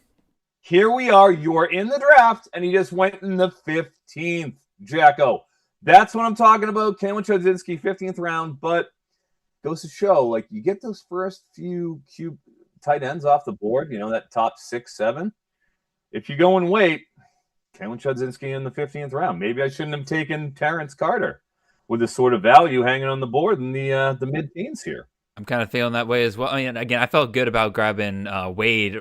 Like, what I grabbed him, like 2 rounds after you took Terrence Carter. I feel very good about that. Oh, like the Dylan Edwards pick there. Maybe not in the 15th round, but that was somebody I was kind of thinking about in the second half of the draft, where I think he could be a post-hype sleeper. Like, again, obviously people very disappointed what he had last year, whatever that was going on, where he just left after the first play of the season. But, Lance Leopold, he's produced some really good running backs over the years, and they sound uber excited to have Dylan Edwards there. I mean, Usain Willis is hanging around. Again, I think we could see a split kind of like what we had last year. But Edwards, we've seen he has the upside to have some really big games, so I do like that pick a lot there by Joe. No arguments there. No arguments there. You know what else I like? Rand University. Hilton Alexander, Deuce. Oh, yeah. Dude, I think Deuce takes that room. Obviously, we got a bunch of guys in there, and like there's conjecture, but he's my pick to be the wide receiver one at Ole Miss. To get him mid-15th round, it's a smoking pick. No, I agree. Rand University has kind of laid the blueprint, frankly. The classic 2026 build goes heavy on the running backs early. Takes a couple of his favorite QBs, grabs the tight end, and then look at a pretty good back end of wide receivers. I mean, that's a pretty good group. All right, Savion hitter. Oh wow, look at Jacko. Jacko's like, oh, you're gonna throw some Chudzinski heat at me. Boom, here's some Savion hitter from the Michigan man himself. Yep, I mean, I noticed back-to-back handcuff picks there between Hitter and Miller, kind of where we're starting to get at with running back, right? Like it's starting to be you gotta play that game a little bit. Either you take a guy that probably doesn't have the ceiling as a lot of the guys who came before, and you're okay with just having a high floor guy, or you got to swing for the fences. You got to have something go right for a guy, but if it does, they could end up being a top 10 running back from whenever they take over from there on out. So don't blame either one of those guys for either of those picks, because let's see, Carp, 1, 2, 3. Oh, Carp actually paired him with Jordan, so that's a good pair right Carp. There. Yeah, 1, 2, 3. That's reasonable. 4, 5, 6, you're gonna get him in the 16th round. Perfect job on Carp's part. Why not? Perfect cost of acquisition. And here we go with the more tight ends coming off the board. Tight ends I like. Yep, Luke Reynolds, my boy. With the running backs, I'm gonna go and follow this trend. We saw the running backs come back. There's been a nice little run on them here. With Hitter and Miller, I'm actually going to go with somebody I think will lead the room. I know he's got a pretty capable transfer coming in behind him. You hear everything about him, and I got to watch him a couple days ago, and I just feel like, how can you not give this guy the bulk? I know it's been a committee situation, but here we are in the 16th round. I can't help it. I love the talent here. I think this guy has NFL potential written all over him. Usman Kroma. Yep. Florida State, 16th round. This is right around the time where we're taking the backups. We'll see what he is, RB1, RB2, RBA, RBB, whatever you want to call it. But big-time potential there for him to really take control of that room. And you're up soon, Jared. I am up now, and with your well, actually no, Ben's up, and then it'll be my pick. Ben, yes, but I like the Chroma pick there. Again, Wisner's still on the board. If I was so inclined, I might take Wisner. It's another situation where the first guy comes off the board, I'm willing to take the other guy, because I agree. Chroma, more talented guy. He has a higher upside if he does take over. But I do think Wisner is going to get the start just because of his experience. Florida State paid him to come in because Wisner wanted money from Texas. Texas said, no, you were not good last year. And Wisner said, fine, I'll take my talents elsewhere. And Florida State decided, you're worth a pick for us. So I feel like they're gonna do enough to pay him and make sure he gets the start to make sure that money's worthwhile for them. But Chroma's sitting there ready to take over at any point. Wide receivers, where can I go here? Because that's what I'm looking at here. Yeah. I got 4 wide receivers already. Could go, actually, I'm going to go quarterback, because I said if this guy made it back to me, I'll go ahead and take him. Braxton Woodson out of Navy, not not as good in this format as he would be in a 4-point passing touchdown deal. But of the triple option teams with the service academies, Navy's actually the best when it comes to the passing acumen. And Woodson may not be as good as what we've got in the last couple of years, but 16th round, 4th quarterback, a guy that could rush for potentially 1,000 yards in that system. Yeah, I'll take it. I don't blame you at all, my friend. No problem there. I will say, Sikkim, Ben took Jordan Lamar. I don't know what to do with the Washington running back room. I don't think that coaching staff knows what to do with that running back room right now. I have no idea. I have some Lamar. I have some Jordan Washington. They're also, and you go and you hear, the freshman that's coming in, Bonner, and then you hear about Craig as well. You hear so many names coming out of that room. My head is spinning. I don't know what to do. Yeah, do you have any opinion? I have no idea what to do, Jared. Help me. I go with what Ben did here. I think you go with Lamar. of the options they brought in, he's the most quintessential running back that you would expect, right? I mean, Washington's a little bit smaller. It was kind of more of a change of pace back in that rotation last year. So I doubt that he ever really gets that, he gets that top workload. Lamar very much more built to do that. We can look at Craig, we can look at Bonner all day long. If Lamar and Washington aren't healthy, then yeah, those would be the guys to start. But I feel like this is a situation that the moment that Lamar and Washington are healthy, they will jump right back to the start of that depth chart, unless Craig or Bonner, one of the two, just goes off and you can't sit them, right? But given the fact that they were Craig was buried on the depth chart last year for a reason, he can surprise me, and I'd be happy if he did. But yeah. Austin, Metcalf is out of eligibility, so if you would like to drop in the chat who you would like instead, just let me know. I will go ahead and take my wide receiver here, though. If I can't get Isaiah Satania because he's super expensive, I'm going to go ahead and take another wide receiver and pair it with John Mateer here. I'm going to go Trell Harris. Obviously, the slot wide receiver for Ben Arbuckle is the gold mine, but we've seen time and time again, there's usually a secondary outside guy that does pretty well when that system is rolling. You go back to the last year, Washington State, Kyle Williams was absolutely dynamite for CFF. You go back to Mitchell Tinsley at Western Kentucky, both Dawood Davis and I can't remember the other wide receiver off the top of my head, but when Arbuckle was the offensive coordinator his first year, he had two outside wide receivers that had 800 plus yards that year. Obviously, Malachi Corley was the beast, but his outside wide receivers were still eating pretty well there. So Harris gets healthy, I think he'll be a much better outside option than whatever Oklahoma was putting out there last year. The fact that you had to move Deion Burks to the outside last year, I think, hurt a lot. I think you're absolutely right about that. Here I am on the clock. I already have Dante Moore for Oregon, Heisman contender, and current number 1 2027 QB. Earmuffs, all you Arch Manning fans. I am going to be, you want to talk about post-hype sleeper? You want to talk about a bounce back? Evan Stewart, round 17 for Oregon. Might as well get in there and get a piece of that room. I already have Dante Moore. We had talked about, how I kind of would like to pair one of the more impactful wide receivers with my quarterbacks. I do like to have those combinations so that when they hit, they do have a element of explosiveness in two different areas for it. So, trying to pair those two together. That's where it is. Oh man, Dallas Wilson. Dude, I have a ton of Dallas Wilson in the best ball stuff for the Champions League. I'm getting him in like round 22, 23. Oh, yeah. I take him every single draft. Once it hits round 20, it's Dallas Wilson. It's just a matter of time that I'm going to take him. Yep. 17 here, got him in front of me. I think he could be awesome. And with Buster Faulkner there, this isn't your mama's Florida. It's a different ball game. Faulkner's going to get him the ball, I think, right?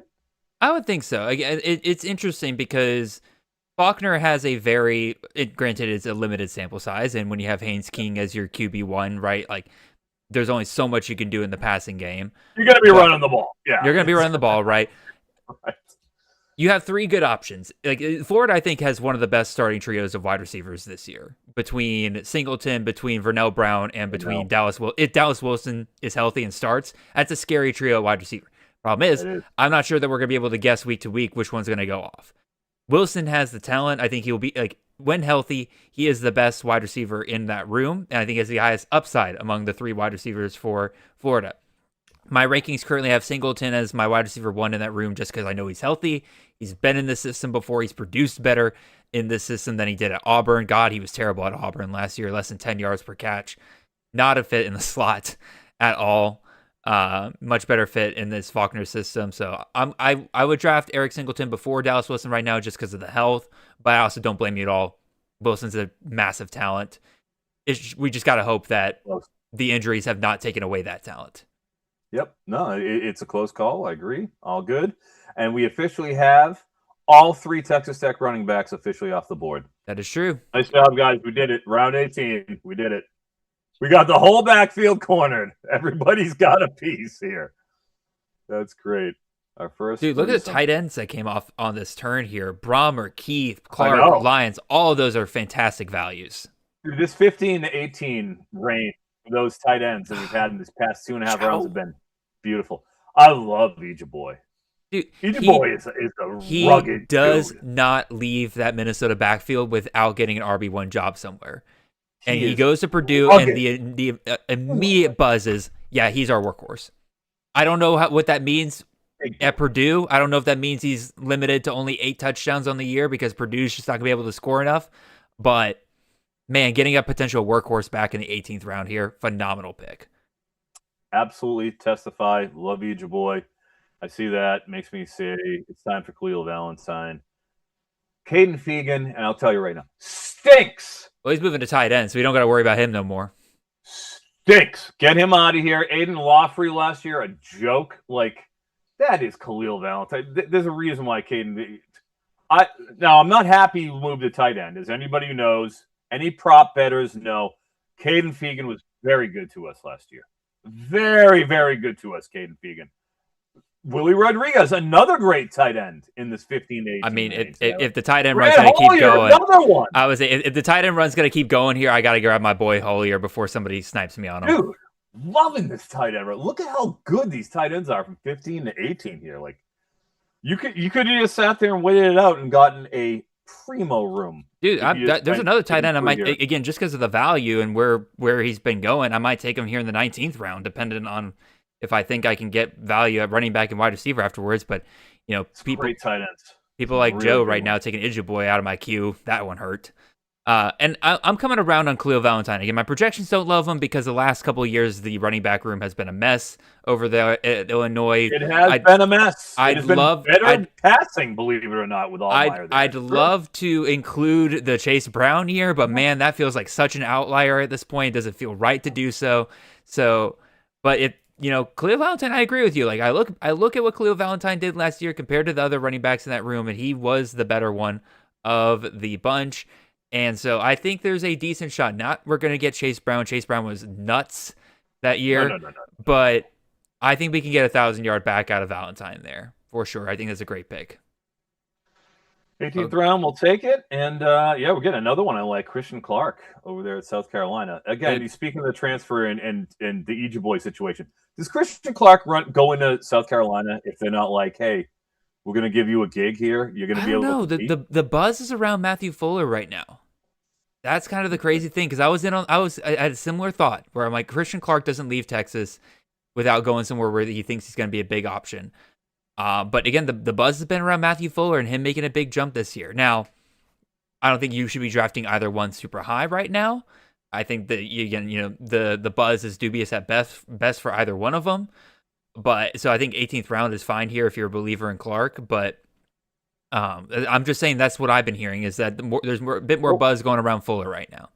All right. I mean, he got the job towards the end of the last year. When Faison was down, he was getting it. So that's interesting to see that. You're on deck. I am on deck, and I'm again. If there's certain guys here, yep, there he goes.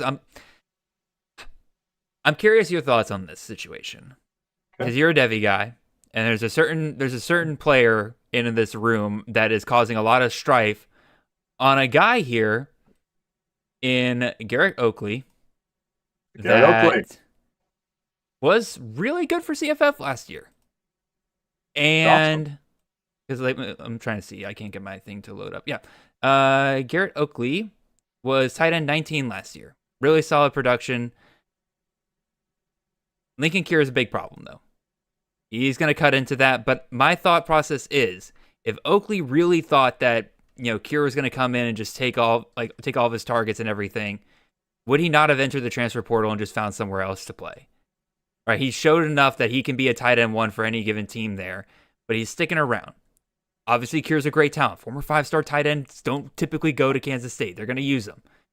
But is it possible that we get both Oakley and Kira out there at the same time, and Kira's more of a slot guy, while Oakley's still kind of lining up inside, and they're both out there getting targets at the same time? With Oakley, I have some shares of him, and he's been going like 15th round in general is kind of what we've been seeing him in most of this. I like him.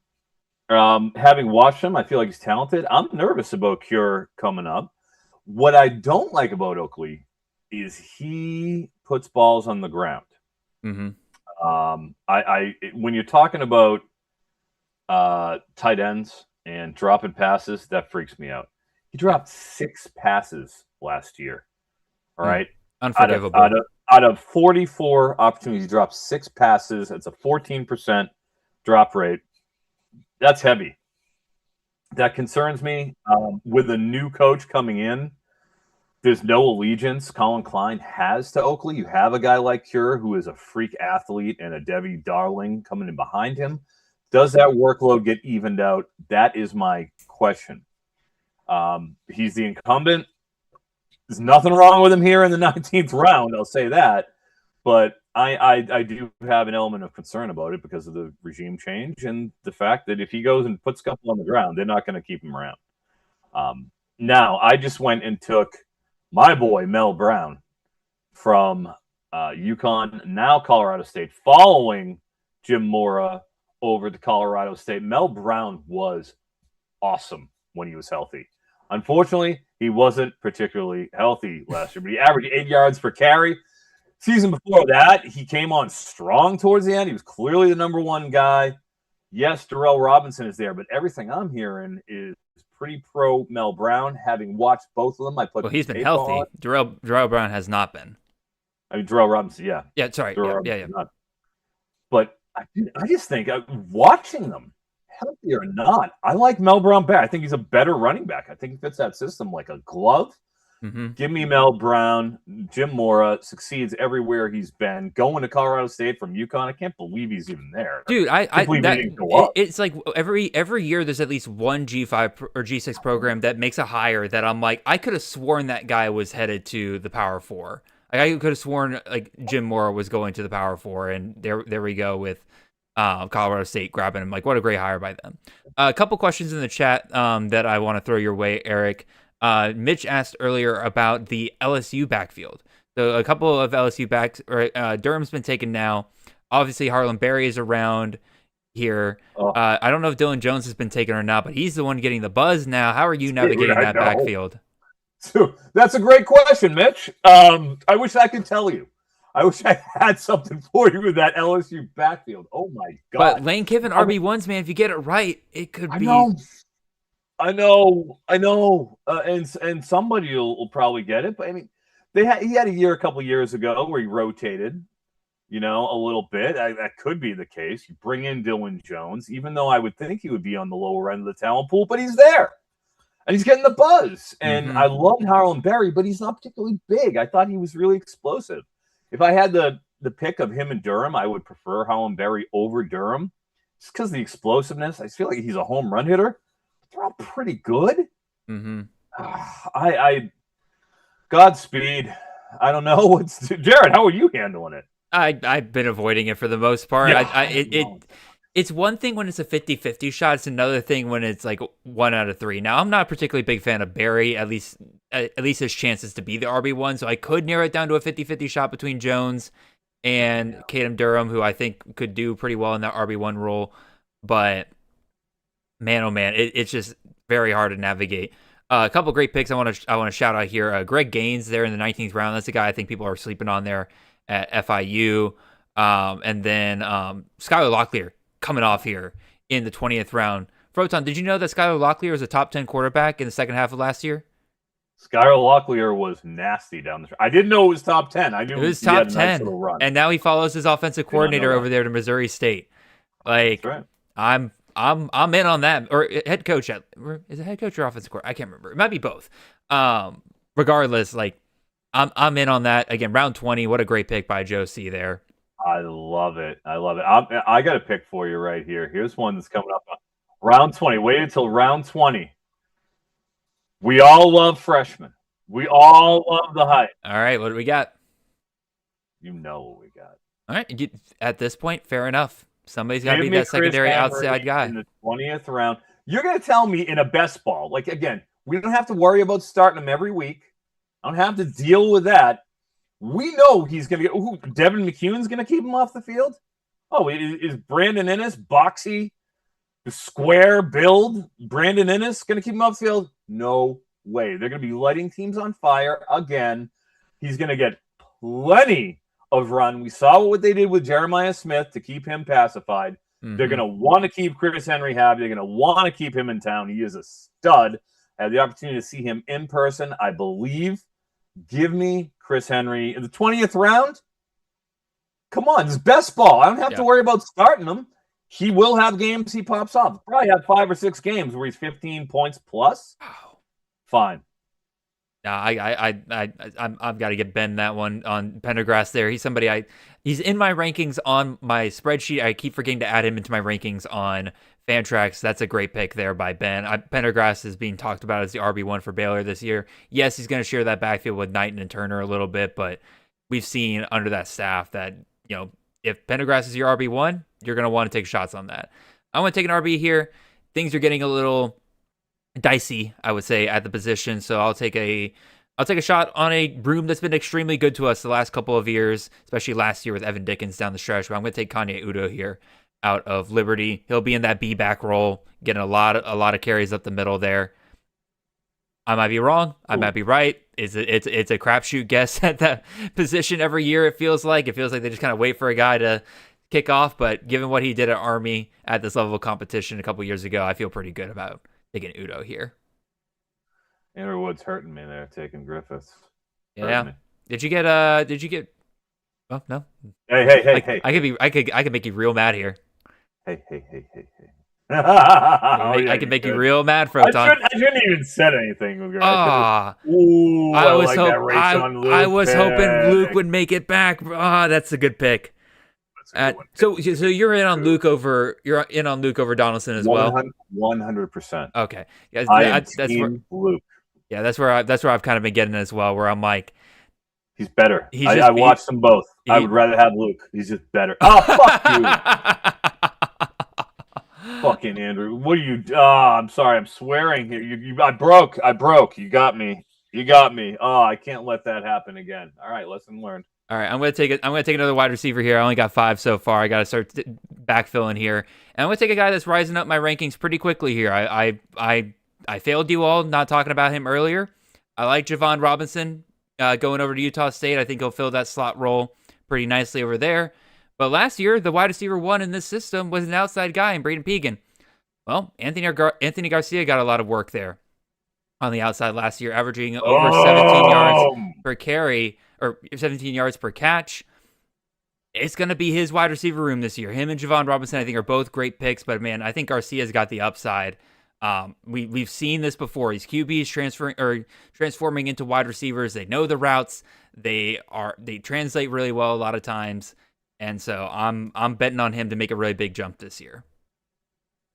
Ooh, I like it, Jared. I like it, buddy. Well, all right.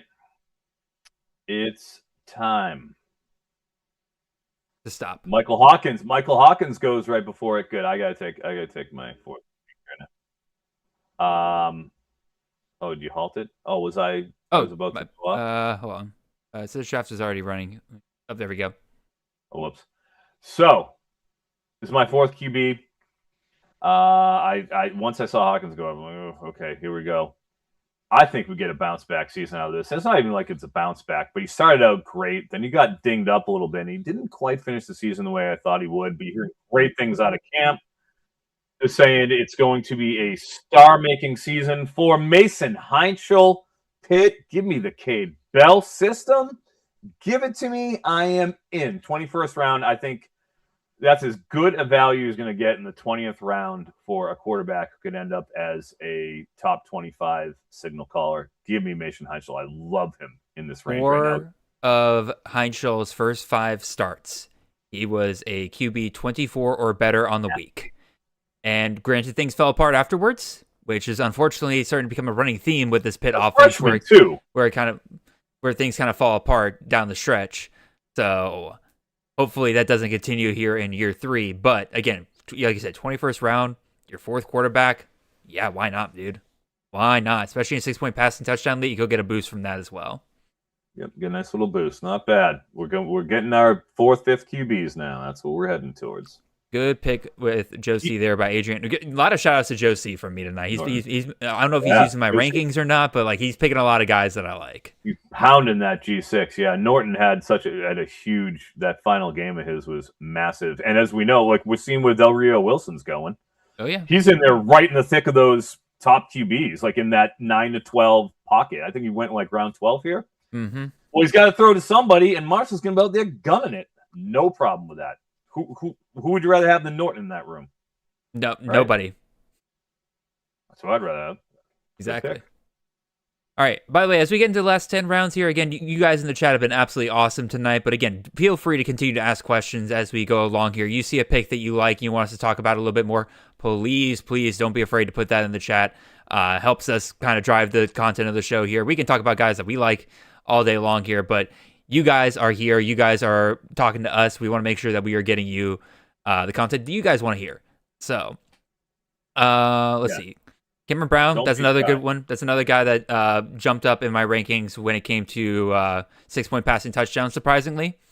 So look at Jacko. Jacko's like, oh, you want to talk LSU running backs? I'll show you LSU running backs. He's right on Dylan Jones. Oh, Kobe Martin. I wanted to take him on the way back. Greg, you know I've been taking Kobe Martin in all those Champions League drafts. Guys, all right, I'll say it now. I like Kobe Martin a lot. I think he could take that room over from Turbo Richard. At least a 1A, 1B situation like they had last year.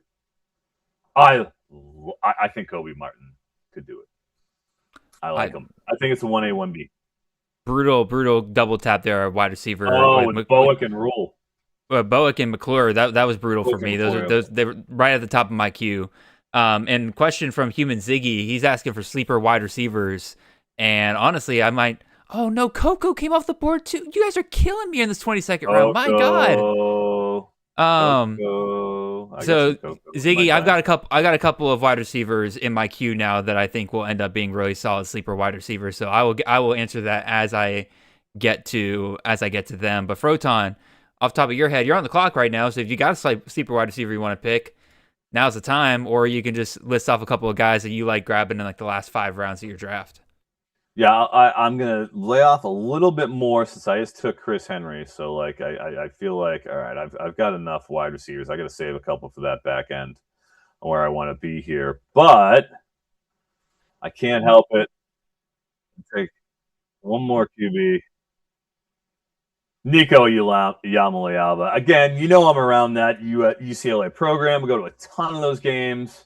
I love what Chesney's doing there. It's a totally different program. You got to remember, this time last year, Deshaun Foster was their head coach.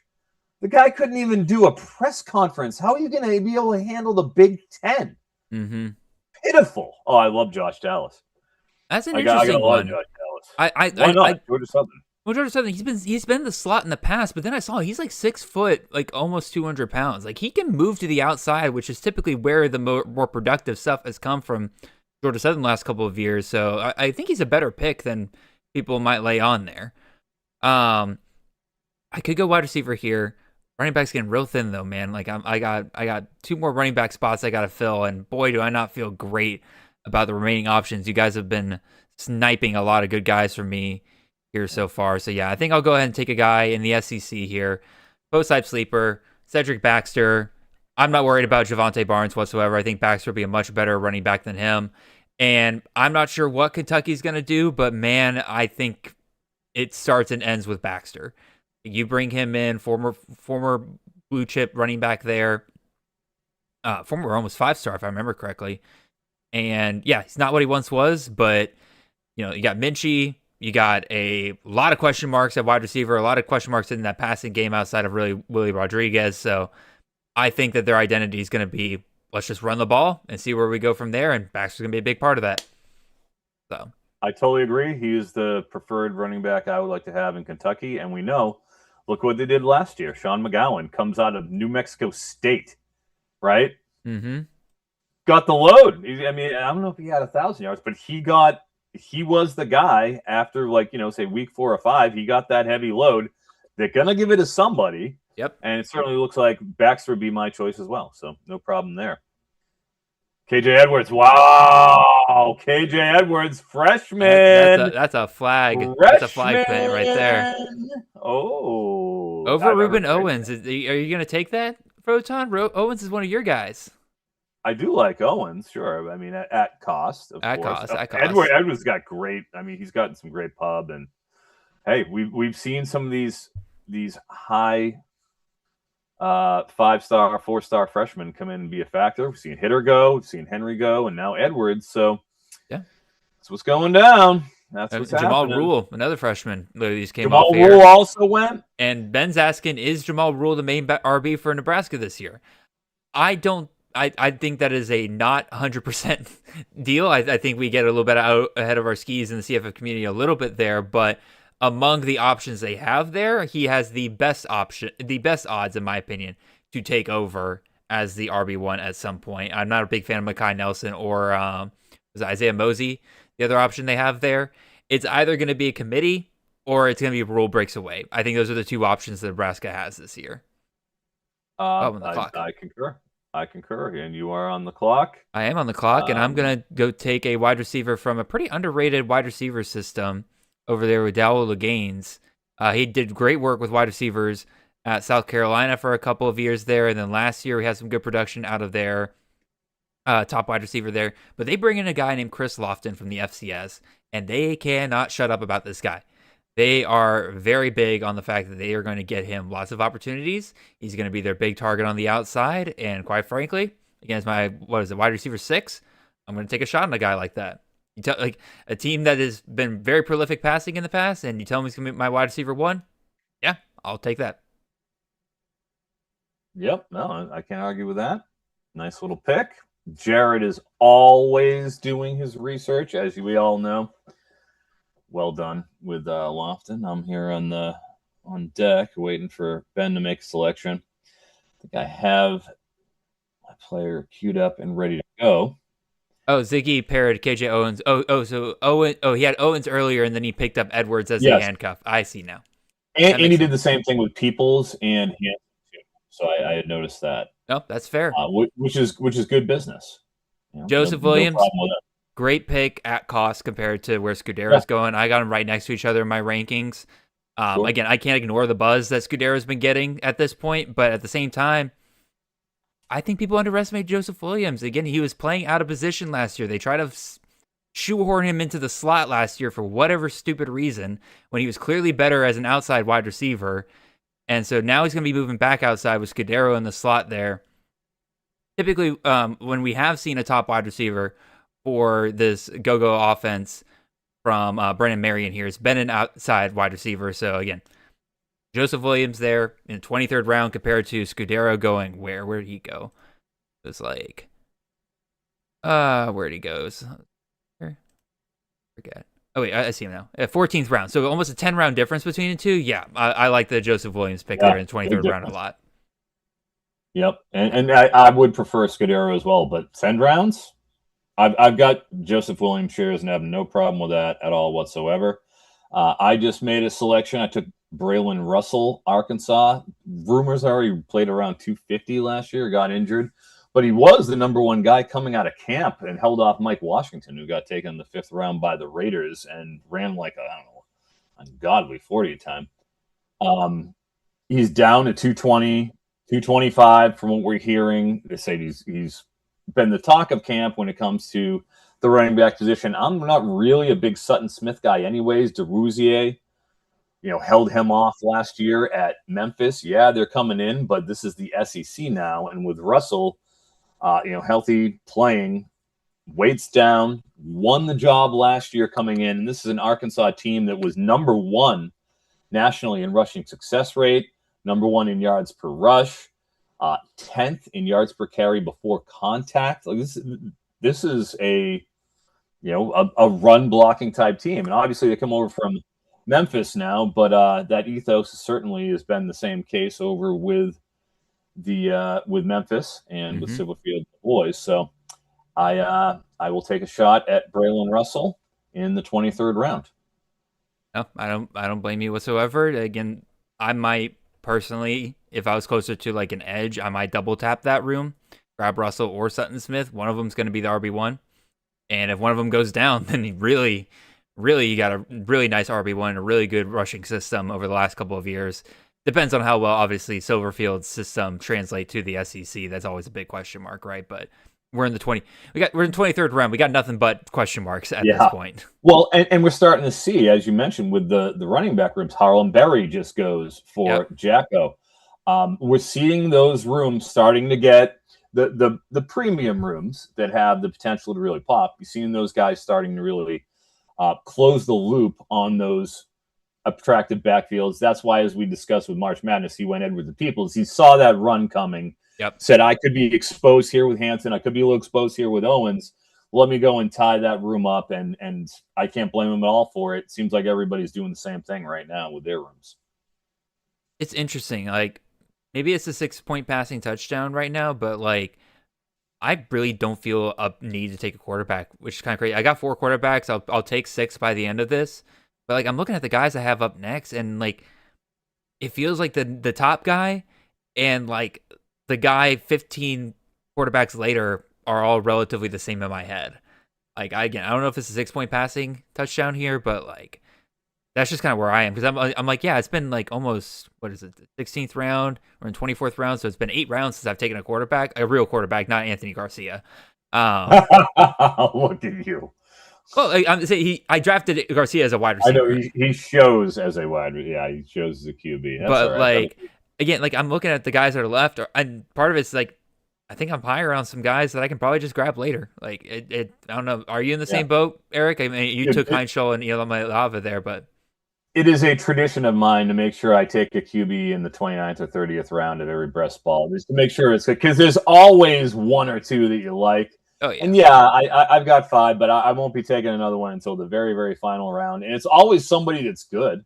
Mm-hmm. It's always something like, oh, look, this guy could completely have some stuff. So I like to take that, a high floor quarterback who I know is going to churn out starts that I can bank on in that final round after taking, maybe a couple of upside gambles beforehand. So, and there's plenty of those boring, safe guys out there.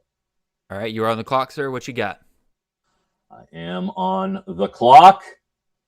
Looking around, I think let me take my final running back. It would be one of my final running backs here. I'm really thinking about it. I think I'm going to have to. And then just because I like to leave quarterbacks and wide receivers for the end. I've only got 2 tight ends, too, so I'll have to take one more. I'm only going to go with 3 on this build because I got 2 guys that I love. Mm-hmm. So I'm going to go with one more running back and stay in the SEC. Again, another starting running back in potentially contentious room. But hey, if Jeremiah Cobb's currently the nominal starter coming out of spring, then great. Give him to me in the 24th round. I don't blame you on that one. Again, we're late enough that taking the starting running back at an SEC program, even in a committee, is worth a shot, right? Just hoping they can kind of break away from there. So you are Cobb over Washington then. I do like Cobb. Yeah, and I'd watched the 2 of them. I try to, those contested backfields, I try to at least get some eyes on the 2 of them. And from what I had seen from the 2 of them, talent-wise, I prefer Cobb talent-wise. And the reports from camp are him leading, so they do jive with what I saw, and I'm going to go with that and back Cobb. Yeah, the problem is just like, oh my God. There's problems. Well, I mean, the problem is that like that system's relied so heavily on committee over the years, and you got multiple good options here at Auburn. They bring in Davenport as well from South Florida. Like, I think it's going to be a heavy committee approach, and like I said, you're hoping that Cobb is just more talented and breaks trends. Yep, he can just go out and get a few weeks at this point. He's RB10 in the room. If he scores in 3 of 13 weeks, 4 of 13 weeks, that would be a win for your RB10. Sure. So, all right, I'm going another Zag. I'm going to take a lot of Zag wide receivers here. I don't mind that with Rasheed Williams. That's sort of like the going behind the room of running backs here. Now we're doing it with wide receivers. Pretty much, and it's like, again, I like Roebuck. I think he's got probably the best chance to be the wide receiver 1, just because, again, he was the top leading receiver returning from last year. But Rashid Williams, again, like last year, he was getting buzz coming into the season, got hurt, never really saw him that much. This year, once again, he is getting a ton of buzz. And so, again, the outside wide receivers tend to be more productive. Again, the slot wide receivers get the volume better for PPR purposes. But, I mean, Williams stays healthy. We saw it in the spring game. Like, Devon Williams will chuck it down far for him. So, yeah, I'll take again, I guess I can call this a sleeper pick at wide receiver. So, again, back with Ziggy's question, he's asking for sleeper wide receivers. Again, buddy, I got 3 wide receiver spots left open here. And I might take 3 more wide receivers straight and then fill out the rest of the positions from there. I love it. I also, and Mitch mentioned this, and I totally concur. Micah Ford for Stanford. Oh, yeah. I mean, can they be as bad as they've been for the past few years? They have to be all right. And there's no competition for him in that room. Like, it's Micah Ford. Tab went and transferred to Cincinnati. Like, that's going to be Ford's room. And he's actually not a bad back. Like, he's okay. You watch him and like, all right, this guy's decent. It's just the team is pitiful. Mm-hmm. But, 24th round, no real competition for carries. A team in the ACC where the defenses aren't great anyways, where they can't be as bad as they were last year. Mm-hmm. Why not, right? Why not? I love that pick in the 24th round. And I've been getting a lot of Ford in these mid-20s in a lot of the best balls too. All right.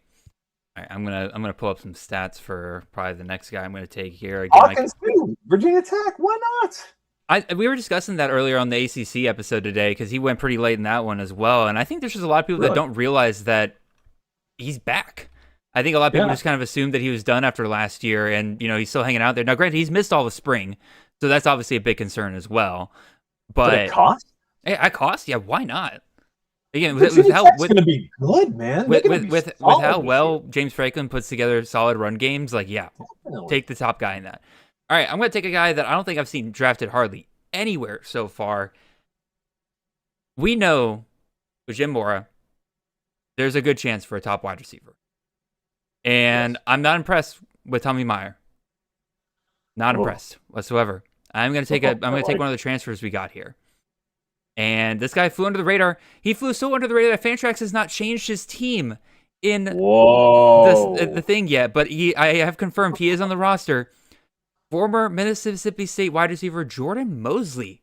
Mosley! Wow, welcome back. Quietly transferring down here to Colorado State. This dude is explosive as hell at Mississippi State. Again, not a ton of targets, but in his career, 5 years, 68 targets so far in his career, 5 years. But over 18 yards per catch. This is a dude that if Mora and his offensive coordinator know how to use, he could tear up the Mountain West or Pac-12. God dang it, never gonna get it right. Could tear up the Pac-12, right? Those defenses won't stand a chance. He could absolutely be a burner for them. I think him transferring down in competition here could be really huge. And again, a guy flying completely under the radar right now because, as you see with Fantrax here, they haven't even changed his name or his logo yet because they don't even know. A quintessential post-hype sleeper. I mean, and a deep post-hype sleeper too with Jordan Mosley. Remember, was it a couple years ago we expected him to be the one there? Yeah, it's been a while. We were looking at him. We were drafting him as like a potential option in that Mississippi State room, and just never really cleared out. Never got past that just solely deep threat option, kind of like Arian Smith at Georgia, right? But totally. you move him down to the G5, his final year, senior year. He's got nothing to lose. Yeah, hey coach, tell me to go straight. I'll run 70 yards downfield and you throw a bomb to me. Do that, yeah. They run straight in the SEC. Right. It's just a question of whether Haas Haney can get it to him. We'll find out about that, but we'll find out. We'll find out, little Haas. But I'd much rather take a shot on that than Tommy Maurer, who I'm just not impressed by whatsoever. No problem on the Tommy Maurer shade front. I'm okay with that. I think we all are. I just went with Kataris Hicks or Pitt. Again, I have Mason Heinschel in case you've noticed. I like to get prominent receiver if I'm going to take a quarterback, if I can get one of his guys. Typically, if I like the quarterback enough, I'm going to like that passing system. I'd like to try to cobble those together, and I did so with Katoris Hicks. I think he's the nominal number 1 over there. Here's a little good buzz with Sincere Lee. What a great name, Sincere Lee. Oh, yeah. I've been a Sincere Lee guy for the past few years. I'm just glad that his play has caught up to his name, which is incredible. So, he's there too. But, I think Katoris is my preferred option. I'm going to go with him here since I already got Heinschel, put them there together. There you go. There you go. Burnell, they're the third Florida wide receiver. There we go. We've got 4 Hawaii wide receivers, 3 Florida wide receivers. Greg, Debbie Warehouse, I love Jordan Napier. Jordan Napier, talent-wise, is awesome. The problem is you might have Bert Emanuel throwing him the ball. Yeah. Bert Emanuel cannot throw a forward. No, Bert Emanuel is moving over to wide receiver. He is not. Good. He is Thank not. God. He is not in competition for that quarterback job anymore. Okay, good. So it'll be Denegal. It'll be Denegal's Denegal or Stone Saunders. Stone Saunders has been making a lot of noise recently. Saunders is in town. Oh my gosh, Stone Saunders. I don't know. San Diego State doesn't let me at the practices because Unfortunate. I asked them to do it because they're like, you do too much gambling content for Froton. I'm like, all right, man. Cool. So I don't have a line in the San Diego State that I like to. They don't trust me. I like that pick there from Joe, by the way, Harold Mack. I mean, as a true freshman, broke out late in the season there. Again, I don't know what the upside of being on Eastern Michigan really is, but I'll take a shot at a guy that was able to get on the field freshman year in the MAC. What do you got for Yeah, I totally agree. I was looking at a couple of those guys who just went, to be honest with you. I was just looking at Elijah Lofton in the 26th round, Michael Masunis. I talked about, of course, you took Masunis, Jacko. I talked about him in my tight end episode this past week. Dude, Masunis caught 90% of his passes from freaking Aiden Childs, who is one of the most inaccurate quarterbacks who was considered a starter. I'm going to go with another one of my favorite sleeper tight ends, Christian Bentancur. Olsen Pat Henry is a terrible pass catcher. He should only be used in line. Rocky Beer is also exciting. Hayden Hansen over there too. It was frankly Beers or Bentancur. I was kind of kicking the two of them around. I had gone with Bentancur as one of my sleepers, so I was like, I better do it. Plus a former 5-star, when given the opportunities, was excellent. Pat Henry is awful. Another guy, 20% drop rate. We talked about drop rate with Kansas State's own tight end Oakley, and now here we are. He's even worse. Oakley was like 14, 15%. Kerr, 20%. So I'll take him. Jared, you're up. I am up, and again, we love Zach Kitley. We obviously love Easton Messer. I'm going to take my shot on that secondary outside guy. I'm going to go Dominic Henry here. Second leading returning wide receiver from last year. I think him or Kelby Vassen's another interesting one. He worked with Kitley back at Texas Tech. I just saw Brandon Hawk come off the board there. I'm not as in on that one, but again, Dom Henry here, 26th round, my wide receiver 9. I'll take my shot on that room. Dirty Dom Henry. Yeah, why not? I mean, here we are. You come up with that on the spot? Atlantic. Oh, no. That's a play on words from Dirty Dom Mysterio. That's a wrestling. Gotcha. Of course. Here, but yeah, you talk about Henry. We were trying all last year to figure out who's going to be that wide receiver too. We were searching around. Who's it going to be? Mm-hmm. Dom Henry down the stretch sort of, I think, proved himself to be, if not the primary number 2 option, behind Messer. I would think, who else would it be? Yeah. So no problem with Dom Henry. Certainly somebody that I've had an eye on in the back end, and a great value. All right, keeping it going here. I love my boy Lucky coming off the board there. Obviously I'm a big Georgia fan, so I like my boy coming off there. But I will say this: I love Lucky. He's not the tight end with the upside in that room. That would be one Elias. No, Elias Williams. Elias Williams, a monster, dude. Oh my God, man! By the way, have you seen the picture of Elias Williams standing next to Juan Gaston? Not Juan Gaston. Jaw Jackson, our right tackle, who's like 6'10", and like Elias Williams is like 6'8". 6'7", and he looks tiny next to this man. It's so funny. It is one of the most mind-bending things I've ever seen in my life. Like this glad I could help you out there.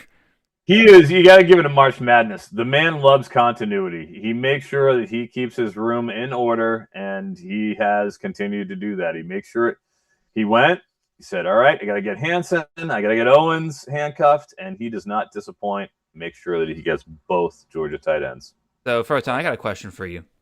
Yeah. Why are we drafting Steve Angeli? Why are we drafting Peanut Butter and Jelly? Yep.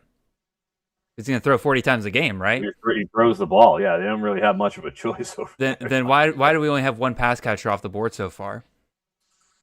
I don't know. I'm going to fix that. I don't know. I'm going to take the top guy in that Syracuse offense this year, Amari Hatcher, who missed out on a lot of last year. Another big reason why that offense fell apart there. And Look at the wide receiver parade from Jared here. Dude, this is like quintessential like draft from me here. Like take running back early, get solid quarterbacks, and then wait until the end of just drafting a bunch of wide receivers I like late. I like it. There's nothing wrong with taking wide receivers you like. I mean, it really is. The position is in itself pretty much that. 2 Duke wide receivers in the last 7 picks. Let's go. This is so much. This is where the fun happens. Oh, yeah. The back end of the wide receiver room. That's the fun. All right. We might as well keep on with the wide receivers. I'm looking at a couple guys here that I'm bouncing between. I know it's like you mentioned the wide receivers, a couple of them. I'm going to do it. I'm going to do it because I feel like he deserves it. They're going to be better. He should be the number 1 here. I like the QB more than I think most people do. I think he has a high floor. Quayshawn Brown. I saw the Duke receivers going, and I'm like, well, Quayshawn's still there. Mm-hmm. Going to Virginia Tech. Ended last year with a bang, 150 yards. Had over 800 yards receiving. Returns kicks. Is extremely versatile. I like Ethan Grunkmeyer, who managed to hit his over in that bowl game for Penn State. The entire Penn State recruiting class, every decent player goes over there. They're in ACC where they're going to be able to face off against some very favorable defenses. I think they're going to be excellent. Year 1 of Franklin, they're going to be scoring points like it's nobody's business. I think they're probably going to be in like the low 30s, probably 33 a game. Mm-hmm. Quayshawn will be the number 1, and I think he's going to have some games that pop. Yep, no, don't blame me. Again, I hesitate drafting a lot of James Franklin wide receivers because really, like outside of John Dotson, not a great track record. How's it Penn State? It's a different thing in the Big Ten. No, I mean I agree. Like again, there's definitely room there, but I also would rather draft like Luke Reynolds, right? Because like tight ends coach, being the offensive coordinator, all that jazz. But again, this late, I'm not gonna argue with you. There's a potential wide receiver 1 there. No problem. All right. No problem. I like the Gio Lopez pick there. I like the Javon Robinson pick there. There's a couple of guys I've been drafting a ton of late. I need to load up a couple of quarterbacks into my queue here just to be able to fill that out once we get to the end here. Not a ton of guys that I love that are left. One more QB I got to take. Got one more. Who is going to be the lucky QB? There's somebody who is mentioned that I like, that I would, I have a lot of late shares. Now that we're talking about this entire side, yep, here it goes. This entire side of the board. Here we go, Luke Weaver. I love Luke Weaver. This side's going to turn as gold as the pirate treasure chest, right? Like Luke Weaver. Dude, LJ Phillips, man, wow. I mean, Nate mentioned this in our Slack recently. JC like, Brent? I'm sorry. Like, yeah. It's crazy how one beat writer's opinion has completely tanked LJ Phillips' stock compared to where he's drafted. Yeah. Now, granted, I think we were overdrafting him before, but like to go from a guy being taken in the top 10 rounds to now, he barely gets out of the bottom 5 in these drafts. Like might be a bit of an overcorrection there. Because, like, Kamari Moulton, he might be being labeled as the RB1. Great pick there by Steve with Tristan Gardner. I was looking at him. But again, to drop him this low, like Bolton we've seen is not a bona fide stud at running back by any stretch of the imagination. And like if Phillips just starts outperforming him, there's a decent shot that he could be really solid for that Iowa offense. I think you could certainly make that case. Absolutely. No problem with that. No problem whatsoever. Again, great pick by Steve there with Gardner. I like him and Kopic at Coastal Carolina. Got the Missouri State offense going over there and kind of quietly puts together some pretty solid top wide receivers. And so, again, Gardner was the wide receiver 4 for Missouri State last year. He's the only guy that follows that coaching staff over there, especially if they got Deuce Bailey, who he's probably been playing with the past year. I wouldn't be shocked at all if he's pretty heavily fed. Oh, Kenny Minchie. Kenster. Love Kenny Minchie this year. Dude, he was good when he got in there for Notre Dame, man. I like Minchie. I think he could be, especially in Kentucky. You know, you got Willie Stein, 28th round. They're gonna try to chuck the ball around a little bit. It's not gonna be, the 10 yards in a cloud, 4 yards in a cloud of dust here. We're gonna get some throwing. I like the Minchie pick. So does Mitch Hart. Mitch Hart, another Minchie guy. Let's go. Team Minchie. Let's see. Mitch has no Baylor wide receiver off the board. Who do y'all got for Baylor? Their starting trio is Lewis Brown IV, Draylon Miller, and Gavin Freeman, which is a pretty rough trio, in my opinion. So I don't love drafting any of them. If I have to go with one, though, I'm not a big Draylon Miller guy, so I think I'm going to lean towards Gavin Freeman. Just kind of being that older senior guy, plenty of experience in the Big 12 there. I think, again, he could be just that bigger target on the outside there. Froton, do you got an opinion on the Baylor wide receiver room? I've been avoiding it. I mean, I don't blame you. I'll maybe take a flyer on Freeman. Miller. I really don't have hardly any shares. But we're drafting Lagway pretty high, so you have to imagine there's gonna be somebody who emerges in that room. Yeah, I mean, it could be somebody. Someone has to do it. I have my thoughts. There's Gavin Freeman. Good. Thank God. Now we know.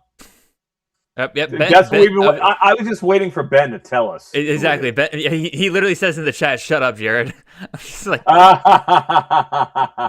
right. Sorry, Ben. We love Ben. I'm going to take a quarterback here. 6-point passing touchdown. Froton, is there a better air raid system consistently we've had year over year than the Western Kentucky quarterback one? I'm going to take Rodney Tisdale here. Oh, I have a little Rodney Tisdale too in some of my drafts. Why not, right? So Tisdale's such a fun guy to grab late. Why not? Yeah, why not? No problem with that at all. I have multiple shares of best ball in him. And frankly, should probably have him higher. This Matthew Fuller. Yep, there he goes. Pairing him with Clark. Pretty good there. Hold on. 1, Pretty 2, good. 3, That's 4, South Carolina's running back. 5. Jeremiah McClellan. 1, 2, 3, 4, 5. Oh, I do have 11 wide receivers. Oops, because I forgot Garcia's not being counted as a wide receiver. Let me remove all remaining wide receivers out of my queue. I'm not taking 12 wide receivers. This Devin McCune. Helen Hatcher isn't a bad little two-step. No, I mean obviously he's got Crowell anyways. Yeah. So Crowell and Hill, great. Yeah, 2 shots. I think that Alabama running back room is going to be a mess again this year. Outside of Crowell, I don't want to draft any of them because they've kind of proven that they're not very good. So, I get it. McEwen, I do think is a really good Zach pick here in the 29th round. I know you took Chris Henry earlier, and I get the talent argument, but they've been raving about McEwen as well, and I think he could end up being pretty solid as the wide receiver too for Ohio State. It definitely won't be Brandon Innes. I can tell you that. It won't be him as wide receiver too. Will not be Brandon Innes. It'd be one of those two. All right, name of the game tonight has been grab your handcuffs. Once again, Austin, grab another handcuff there. I'm gonna take a handcuff here at running back. I took Kanye Udo earlier. I'm gonna take the guy that's gotten a lot of buzz, and they've been very clear that this guy's probably gonna have a really solid role in this system. Jalen Coleman, VP special here, and again, looking at him, dude was on fire as a freshman last year. Not a ton of volume, but extremely, extremely efficient when he was out there. Yeah. The 155 pounds, like 5'9", not great at running back, not going to lie. But sometimes we have weird little guys like that in college fantasy. And look no further than Deuce Vaughn. And, Liberty playing the CUSA, probably don't need to be 200 pounds, 5'10" in order to be a workhorse back. I think that, again, if he's explosive enough, and if he's as explosive as they describe him to be, then I'm going to be more than happy with him in the 29th round. I agree. No problem there, my amigo. All right, well, we're all doing it. Here's Odom. I will take a backup for a running back or a handcuff or however you want to kind of go with this. We're all doing it. It was one or the other. So I am going to handcuff my boy Mel Brown with Darrell Robinson. So I'll have Jim Moore as running back. Come hell or high water. Let's go. I hope he takes over that Mountain West. Matthew Brooks, again, I love Pro Throw, and I am very happy that he is doing well at camp so far. But my brother, there are 5 tight ends in that room. I would not be drafting Pro Throw as a option in CFF right now. Now, Dynasty, absolutely, because Froton, cover your ears here. He has Tito potential. There's a lot of talk about him just moving to straight up wide receiver, and he could hold on to that tight end eligibility for a year or two. Yeah, well, if he moves to wide receiver, he has Tito potential. He can be just like J.J. Buchanan going in the 28th round to Joe C. That's what he's worth as a wideout. When he's not an actual Tito tight end, that's what he is. He is a last-round caliber wide receiver. So that's what happens to Tito's. We saw what happened to Harbor last year. We're seeing what happens to Buchanan. You pick them at your own risk. If you choose to go the Pro Throw route, you will potentially have him taken from you. And once Tito's become wide receivers, it's over. Oh, no, for sure. Again, I was waiting around for Buchanan for the longest time, and we were, like, the day before they changed his eligibility, we were debating for the CFF guide of, like, are we going to list Buchanan as a tight end or a wide receiver? And I'm like, well, Fantrax hasn't changed it yet, so I feel like we're doing a disservice if we don't list him at tight end, because technically that's a cheat code right now. And literally the next day, they finally made the change, and I'm like, all right, well, that answers that. Great pick, Cooper Flanagan. I talk about him on the CTN episode tomorrow with the ACC draft. We did include Notre Dame in that draft pool, and I took Flanagan in that draft. And why not?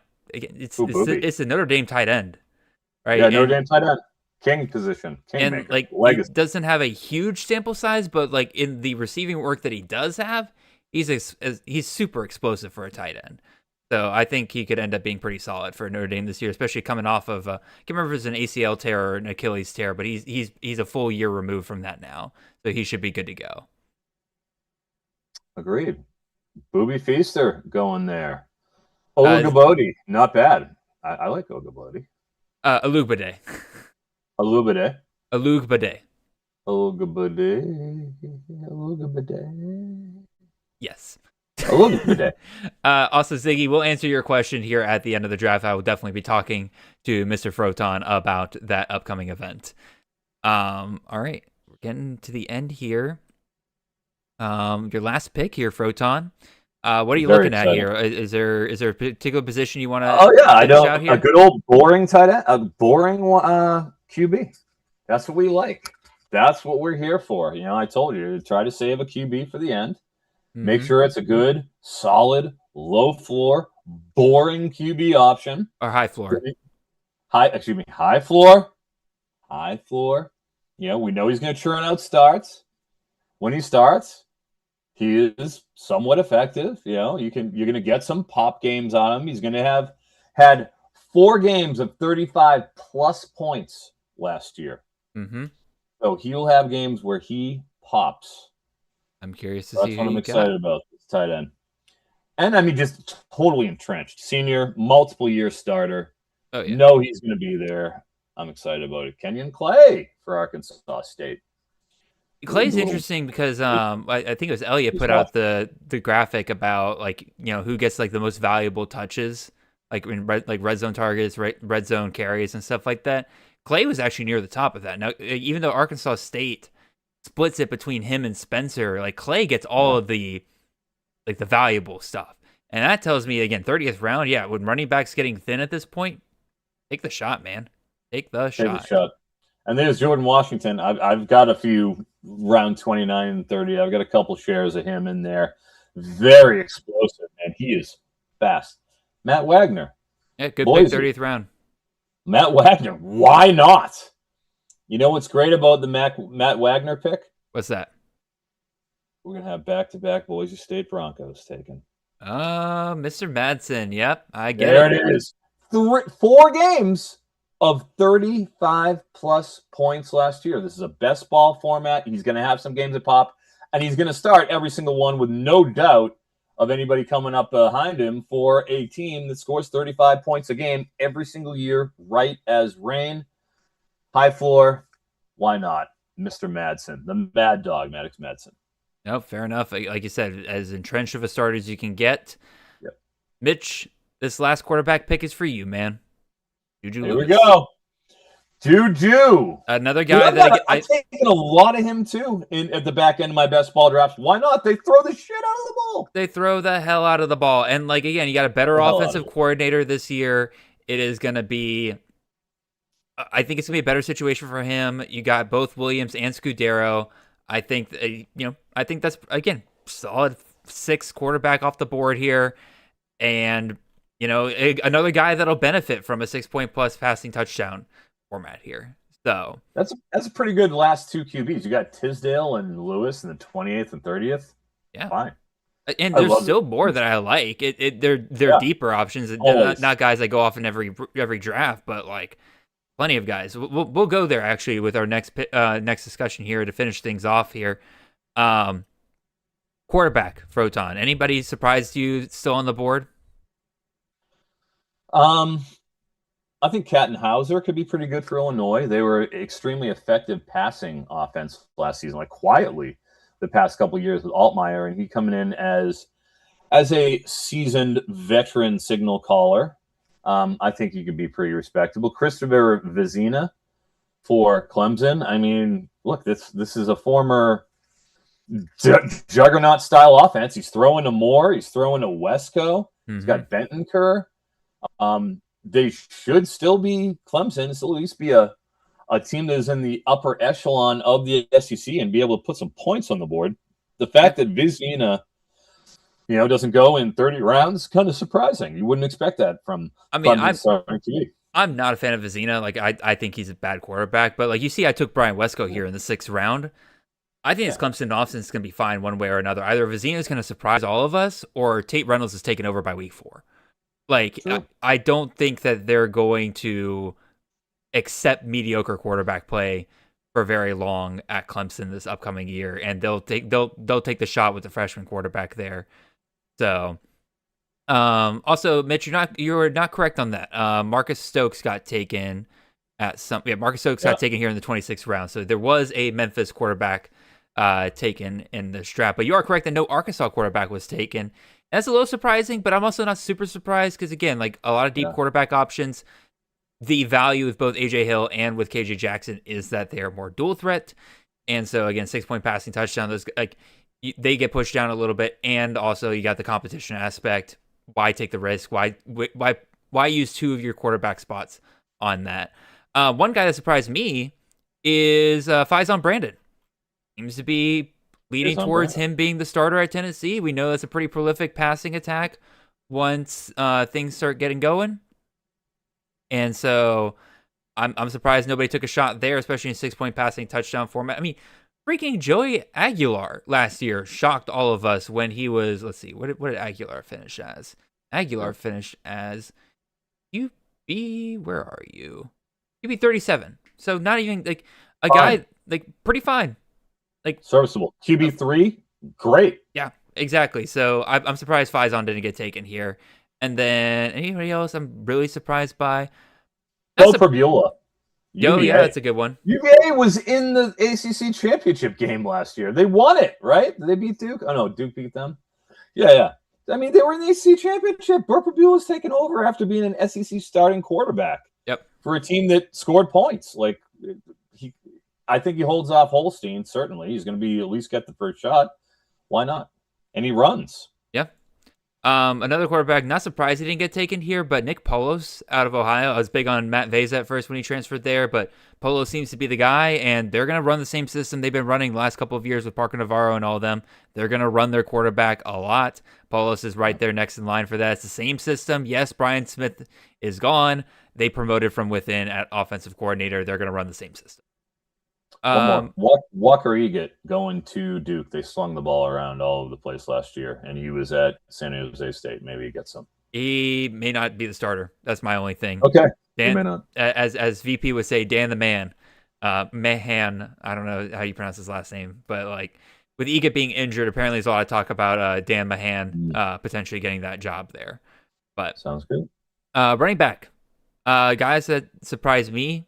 Quentin Jackson not coming off the board at Rice. 30 rounds again for as dicey as running back got. I'm surprised nobody took the shot there. Couple of handcuffs. Wisner. We talked about Chroma at one point, but Wisner never came off the board. It was at my last pick. It was going to be either Wisner or Darrell Robinson. It was one of those two running backs I was going to go with. I went with Robinson because I felt it was just a higher leverage room. And if Florida State's going to share, then I don't want to get stuck with two of them. No, for sure. And then other guys that surprised me, I mean, Abu Sama at Wisconsin. I think Mitch mentioned him earlier in the chat. Mitch mentioned him. I think that running back room at Wisconsin's a mess this year. But if there's one guy I'm willing to bet on, I would think Abu Sama would be the one I'd be willing to take a shot on there. Again, nobody else that really surprises me, but I do think people need to start taking a look at Terrence Shelton at Buffalo. I mean, again, we just got done with the LJ Henderson experience the last 2 years as a staff that likes when they get one guy to really run him, and Shelton looks like he's potentially the next guy up there. So another sleeper for you guys to hold for the back of your drafts. What about you, Froton? Running backs that you're surprised didn't come off? You mentioned Wisner. I don't know, maybe Quay Ashley.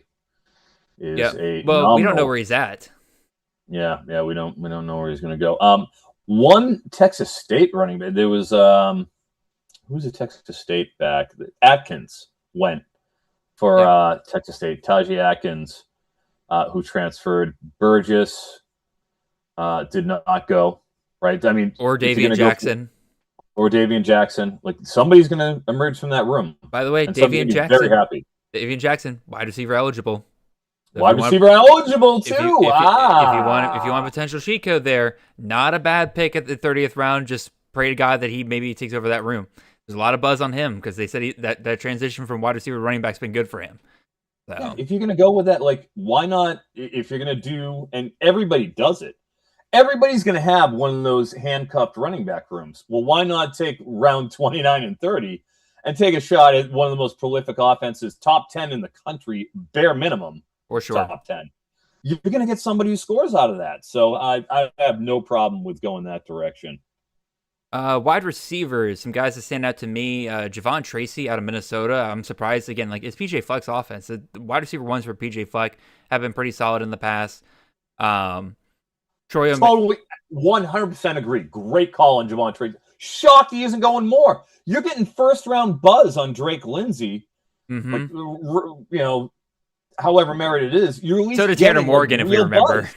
We did get Tanner Morgan buzz, didn't we? But whatever, real NFL buzz. Mike Renner, who's a guy I respect a lot from CBS, loves Drake Lindsey. Well, who's he throwing the ball to?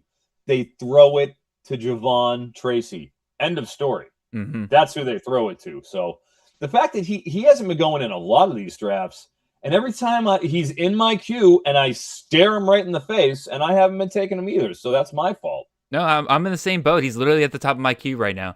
Another guy top of my queue, though, that I have taken plenty of shares of, and I can't take him in every draft. And so some of you guys need to help me out on this. Troy O'Mary. Yeah, I know. Haha. Troy O'Mary. New Mexico, Jason Eck, he feeds his wide receiver one. Troy O'Mary, pretty solid, like when he's actually healthy. Now he's moving down to New Mexico, a step down in competition. Praying to God he stays healthy this year because those top wide receivers for Jason Eck have averaged 90 yards or 90 targets the last couple of years. You give Troy O'Mary 90 targets with the efficiency he has shown when he's actually out there on the field and a step down in competition, there's some blow-up opportunity with Troy O'Mary there. Again, got to stay healthy. But how about you, Froton? Anybody else stand out to you? Man, I loved watching Micah Danzy last year for Florida State. I mean, he's young. It's not the most exciting room where he's got Ashton Daniels throwing to him, and obviously Deuce is on the other side. But I think as a complementary piece to move around and use as flex him around, Danzy, every time he got an opportunity, I loved watching him. So he's somebody I really like. Miles Coleman not getting picked for Oklahoma State. Poor guy. He's that wide receiver 4. He's kind of falling behind. He's wide receiver 5. Yeah, wide receiver 5. He's out. Poor Miles Coleman. It was a good run. Trent Walker going to Houston. Trent Walker. Yeah, not getting worth kicking around probably at the back. Somebody's got to tag. Somebody's going to get those 90 targets that were going to Cozio last year. I mean, obviously Overmeyer's an option, but why not give it to a slot wide receiver instead? Yeah, it's entirely possible, and I think that's going to be a team that'll score effectively. I like them this year as a dark horse Big 12 contender. Mm-hmm. You got Whitman, he's solid. Yeah. You mentioned Eugene Wilson, unfavorably compared to Winston Watkins, but hey, Wilson isn't getting drafted. Yep. Cole Weaver of Syracuse, the one pseudo starter returning, doesn't get drafted. Well, he was at Miami of Ohio last year. I mean, yeah, Miami of Ohio, but he started at Miami of Ohio last year.